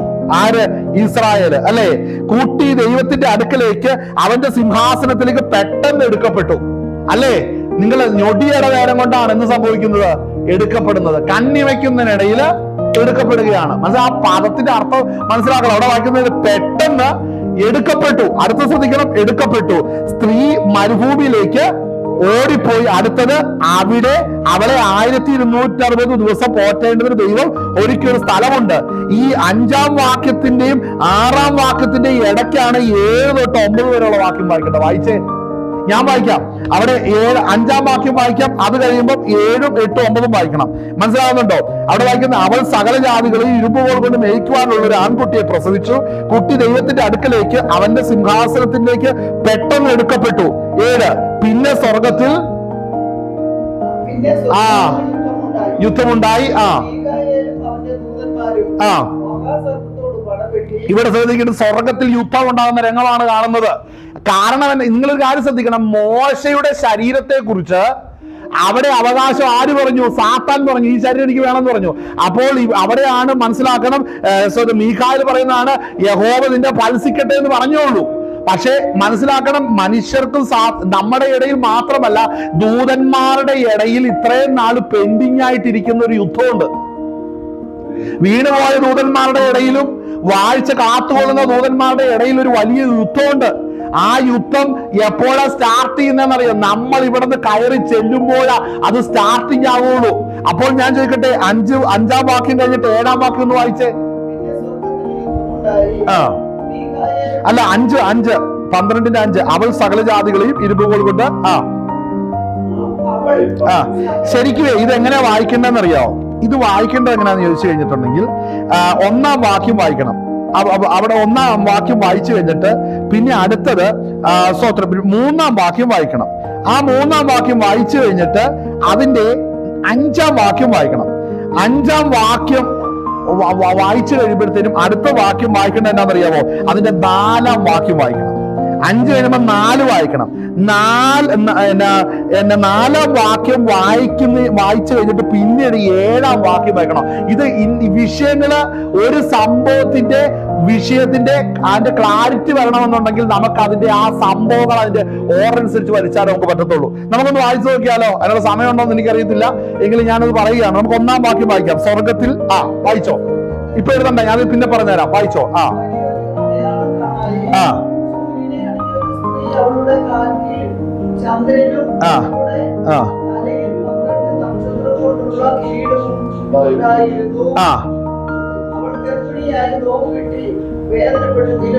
അടുത്ത 5-ാം വാക്യം വായിക്ക.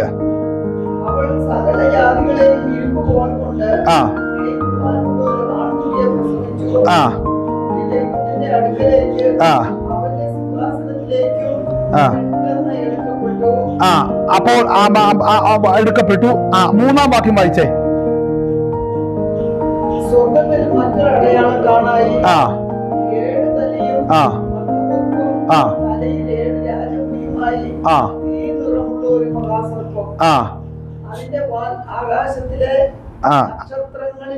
അല്ല, അവിടെ വായിക്കുന്ന തീർന്നുള്ളത് മഹാസർപ്പം അല്ലേ? ഇനി 6-ാം വാക്യം വായിച്ചേ.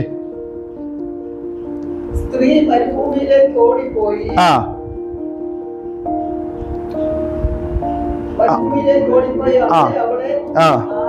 അത് പിന്നെ എഴുതാം. 60 ദിവസം പോറ്റേണ്ടതിന് ഒരുക്കിയ ഒരു സ്ഥലം അവൾക്കുണ്ട്. എന്നാൽ സ്തോത്രം, അതിന്റെ 4-ാം വാക്യം വായിക്കണേ.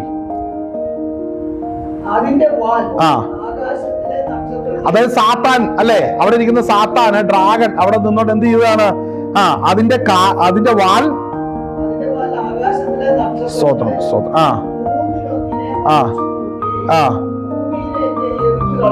എറിഞ്ഞു കളഞ്ഞു അല്ലേ? അതിന്റെ എറിഞ്ഞു കളഞ്ഞു. അടുത്ത് വായിക്ക.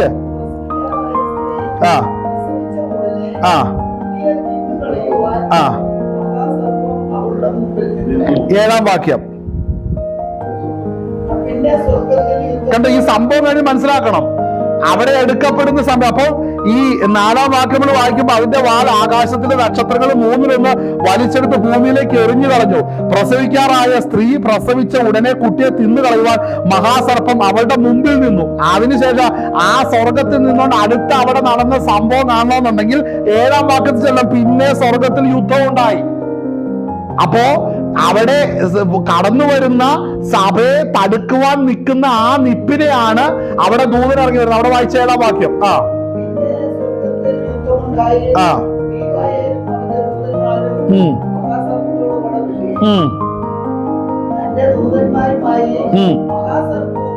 ഇവിടെ ശ്രദ്ധിക്കണം, ഇവിടെ ദൈവത്തിന്, ഇവിടെ മീഖായേലിന്റെ ദൂതന്മാരും. നിങ്ങളൊരു വേറൊരു വാക്യം കാണണോ? വേറൊരു വാക്യം, ഞാനിപ്പോ ഇത് വേറൊരു വിഷയം കൊണ്ടാണ് ഞാനിത് ബന്ധപ്പെടുത്തത്. നമ്മൾ തെസലോനിക്കർ പറയണ്ട, ഞാൻ എടുത്ത് വായിച്ചോളാം. തെസലോനിക്കർക്ക് എഴുതിയ ലേഖനത്തിലെ 1 തെസലോനിക്കറിന്റെ അകത്ത് അല്ല, 1 തെസലോനിക്കർ 3:16 അല്ല, 1-ാം അധ്യായത്തിന്റെ അകത്ത് തന്നെയാണ്. അല്ലെങ്കിൽ ഒരു മിനിറ്റ്, 1 തെസലോനിക്കർ അല്ല 2 തെസലോനിക്കർ 1-ാം അധ്യായം. സ്വതം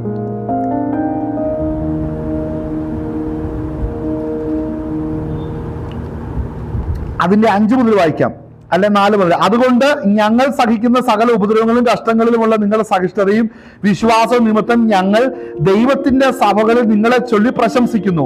അത് നിങ്ങൾ കഷ്ടപ്പെടുവാൻ ഹേതുവായിരിക്കുന്ന ദൈവരാജ്യത്തിൽ നിങ്ങളെ യോഗ്യന്മാരായി എണ്ണും എന്നിങ്ങനെ ദൈവത്തിന്റെ നീതിയുള്ള വിധിക്ക് അടയാളമാകുന്നു. അടുത്ത വാക്യം അനുസരിച്ച്, കർത്താവായ യേശു തന്റെ ശക്തിയുള്ള ദൂതന്മാരുമായി സ്വർഗത്തിൽ നിന്ന് അഗ്നിജ്വാലയിൽ പ്രത്യക്ഷമായി. അവിടെ ശ്രദ്ധിക്കണം, അവിടെ ദൂതന്മാരുണ്ടെങ്കിലും ദൈവം ക്രിസ്തു തന്റെ ദൂതന്മാരുമായിട്ട്. മനസ്സിലാകുന്നുണ്ടോ? അപ്പോൾ മനസ്സിലാക്കണം, അവിടെ മനസ്സിലായി ഇതിലൊരു ദൂതനാണെന്ന് ഓർക്കണം. ഗത്സമനയിൽ ഇരുന്ന് പ്രാർത്ഥിച്ചപ്പോൾ കർത്താവിനെ ബലപ്പെടുത്തുവാൻ ഇറങ്ങി വന്നില്ലേ? അപ്പോൾ ഈ വരുവാനുള്ള അജണ്ട നല്ലപോലെ അറിയാവുന്ന ദൂതഗണങ്ങളുണ്ട്. അപ്പോൾ കർത്താവ് ചോദിക്കുന്നുണ്ടല്ലോ, ഞാൻ സഹോദരം 3-ലധികം ലഗ്യോനിലധികമുള്ള ദൂതന്മാർ ഇപ്പൊ എനിക്ക് അപേക്ഷിച്ചാൽ വന്നുകൂടാതെ തോന്നുന്നുണ്ടോ എന്ന് ചോദിക്കുന്നത്. ഇതിലൊരു ദൂതൻ ഇറങ്ങി അശൂർ പാളയത്തിൽ ചെന്നപ്പോൾ 1,85,000 പേര് ഹാർട്ട് അറ്റാക്ക് വന്ന് ചത്തത്.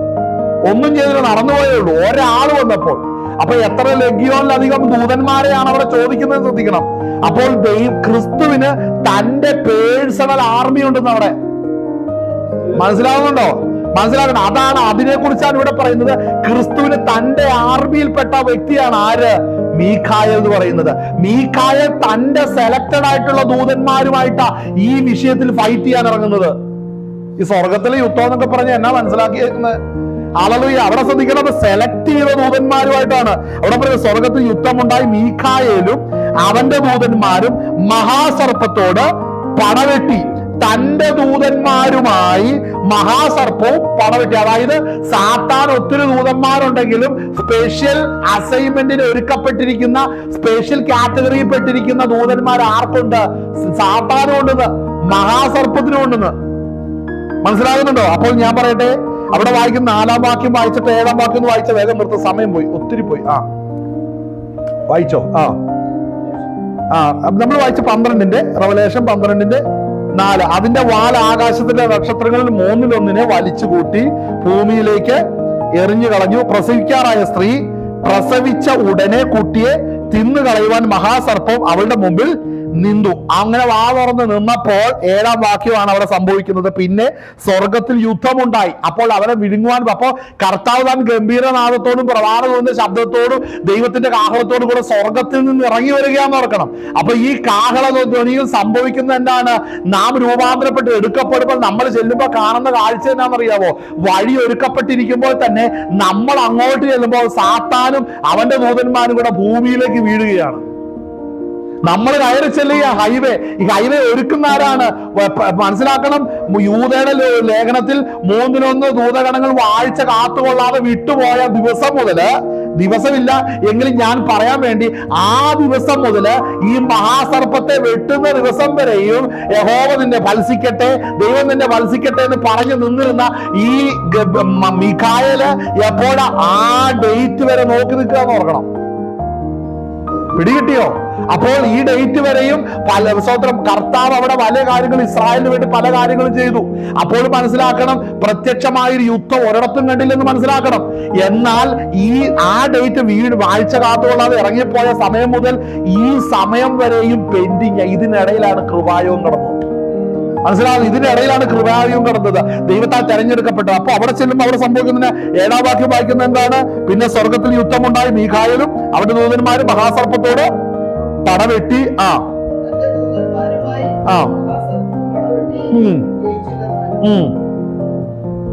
എന്താണ് അവിടെ പറയുന്നേ? ഇതിനു മുമ്പ് മോശയുടെ കാര്യം പറഞ്ഞപ്പോഴും പലരുടെ കാര്യം പറഞ്ഞപ്പോഴും പല വാദങ്ങളും പ്രതിവാദങ്ങളും ഉണ്ടായപ്പോൾ പല വാദങ്ങളും അവരുടെ പക്ഷത്ത് ജയിച്ചിട്ടുണ്ട്. കാര്യം അപവാദം പറഞ്ഞില്ലേ? ഞാൻ ചോദിക്കട്ടെന്നേ, ഇയ്യോബിന്റെ വിഷയം അവിടെ സംസാരിച്ചപ്പോൾ അവന് രോഗം വന്നില്ലേ? കഷ്ടം വന്നില്ലേ? നഷ്ടം വന്നില്ലേ? അപ്പൊ അവിടെ ജയിച്ചില്ലേ അത്?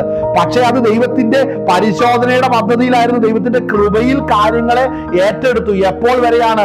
ഇവനെ അടിച്ചിടുന്നത് വരെ ഇയ്യോബിന് പെൻഡിങ് ആയിരുന്നു വിഷയങ്ങളൊക്കെ. ഇവനെ ഇറക്കി കളയുന്നത് വരെയും. മനസ്സിലാവുന്നുണ്ടോ? ഇത് വലിയൊരു സ്റ്റോറിയാണിത്.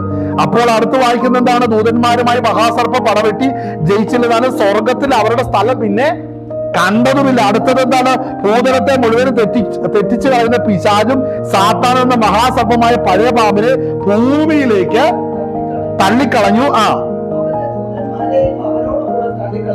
അവിടെ അടുത്ത അതിന്റെ 13-ാം വാക്യം വായിച്ചേ. 12:13.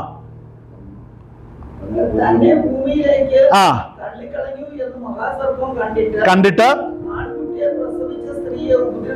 മനസ്സിലാവുന്നുണ്ട്. ഇവിടെ അപ്പോൾ ആരില്ല? സാത്താൻ ഇവിടെ വരുമ്പോ സഭ ഇവിടെ ഇല്ല, ഒരിക്കലുമില്ല.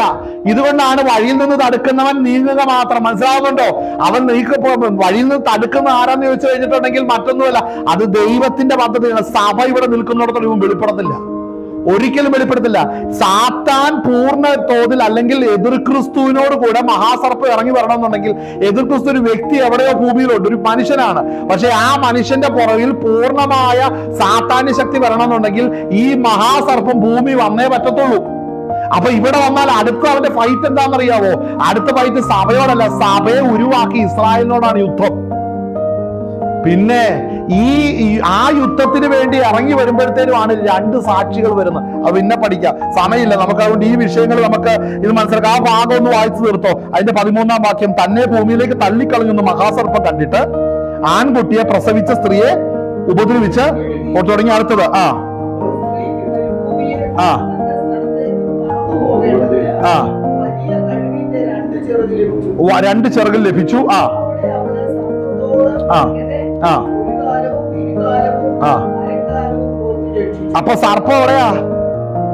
സർപ്പം എവിടെയാ? ഇസ്രായേലിൽ കിടക്കുക. കാര്യം അവിടെ സ്വത്രം രണ്ട് സാക്ഷികളെ കൊല്ലുവാൻ ആരോട് ഫൈറ്റ് ചെയ്യുകയാണ് അവിടെ. തൊട്ടപ്പുറത്ത് കാലം 11-ാം അധ്യായം നമ്മൾ വായിക്കുമ്പോൾ അവിടെ വായിക്കുന്ന എന്താണ്? സ്വത്രം അവിടെ സ്വത്രം അതിന്റെ 7-ാം വാക്യം, 11-ന്റെ 7. അവർ തങ്ങളുടെ സാക്ഷ്യം തികച്ച ശേഷം ആഴത്തിൽ നിന്ന് കയറി വരുന്ന മൃഗം അവരോട് പടവെട്ടി അവരെ ജയിച്ചു കൊന്നു കളയും. അവരുടെ കർത്താവ് ക്രൂശിക്കപ്പെട്ടതും ആത്മികവുമായ സോദോം എന്നും മിസ്രൈം എന്ന പേരുള്ളതുമായ മഹാനഗരത്തിന്റെ വീതിയിൽ അവരുടെ ശവം കിടക്കും. അതെവിടെയാ? അത് ഇസ്രായേലാണ്. ഇസ്രായേൽ ആത്മീകമായി എന്താണ്? ആത്മീകമായി അവരുടെ കർത്താവ് ക്രൂശിക്കപ്പെട്ടതും ആത്മീകമായി സോദോം. കണ്ടോ എവിടെ ഇത്? ഇസ്രായേൽ ആരിയ്ക്കുക? എതിർ ക്രിസ്തു ഇരിക്കുകയാണ്. അടുത്ത വാക്യം വായിക്കുന്നത് എന്താണ്? സ്വത്രം അവിടെ വായിക്കുന്നത് ആ ആ ആ അടുത്തത് ആ ആ ആ ആ ആ ആ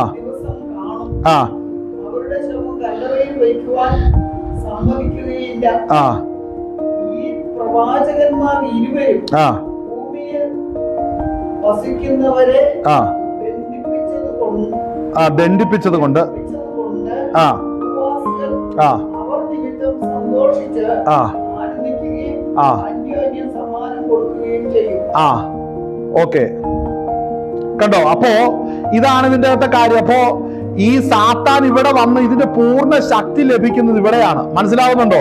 അപ്പോൾ ഒരു കാര്യം, ഈ സാത്താന്റെ അധീനതയിലേക്ക് ചെല്ലുന്നത് ആരാണ്? 13-ാം അധ്യായത്തിന്റെ അകത്ത് അതിന്റെ 8-ാം വാക്യം ഒന്ന് വായിച്ചേ. 13-ന്റെ 8 ഒന്ന് വായിച്ചേ. ഞാൻ വായിക്കാം. ലോകസ്ഥാപനം മുതൽ സ്വതം അറുക്കപ്പെട്ട കുഞ്ഞാടിന്റെ ജീവപുസ്തകത്തിൽ പേര് എഴുതിയിട്ടില്ലാത്ത ഭൂവാസികളൊക്കെയും അതിനെ നമസ്കരിക്കും.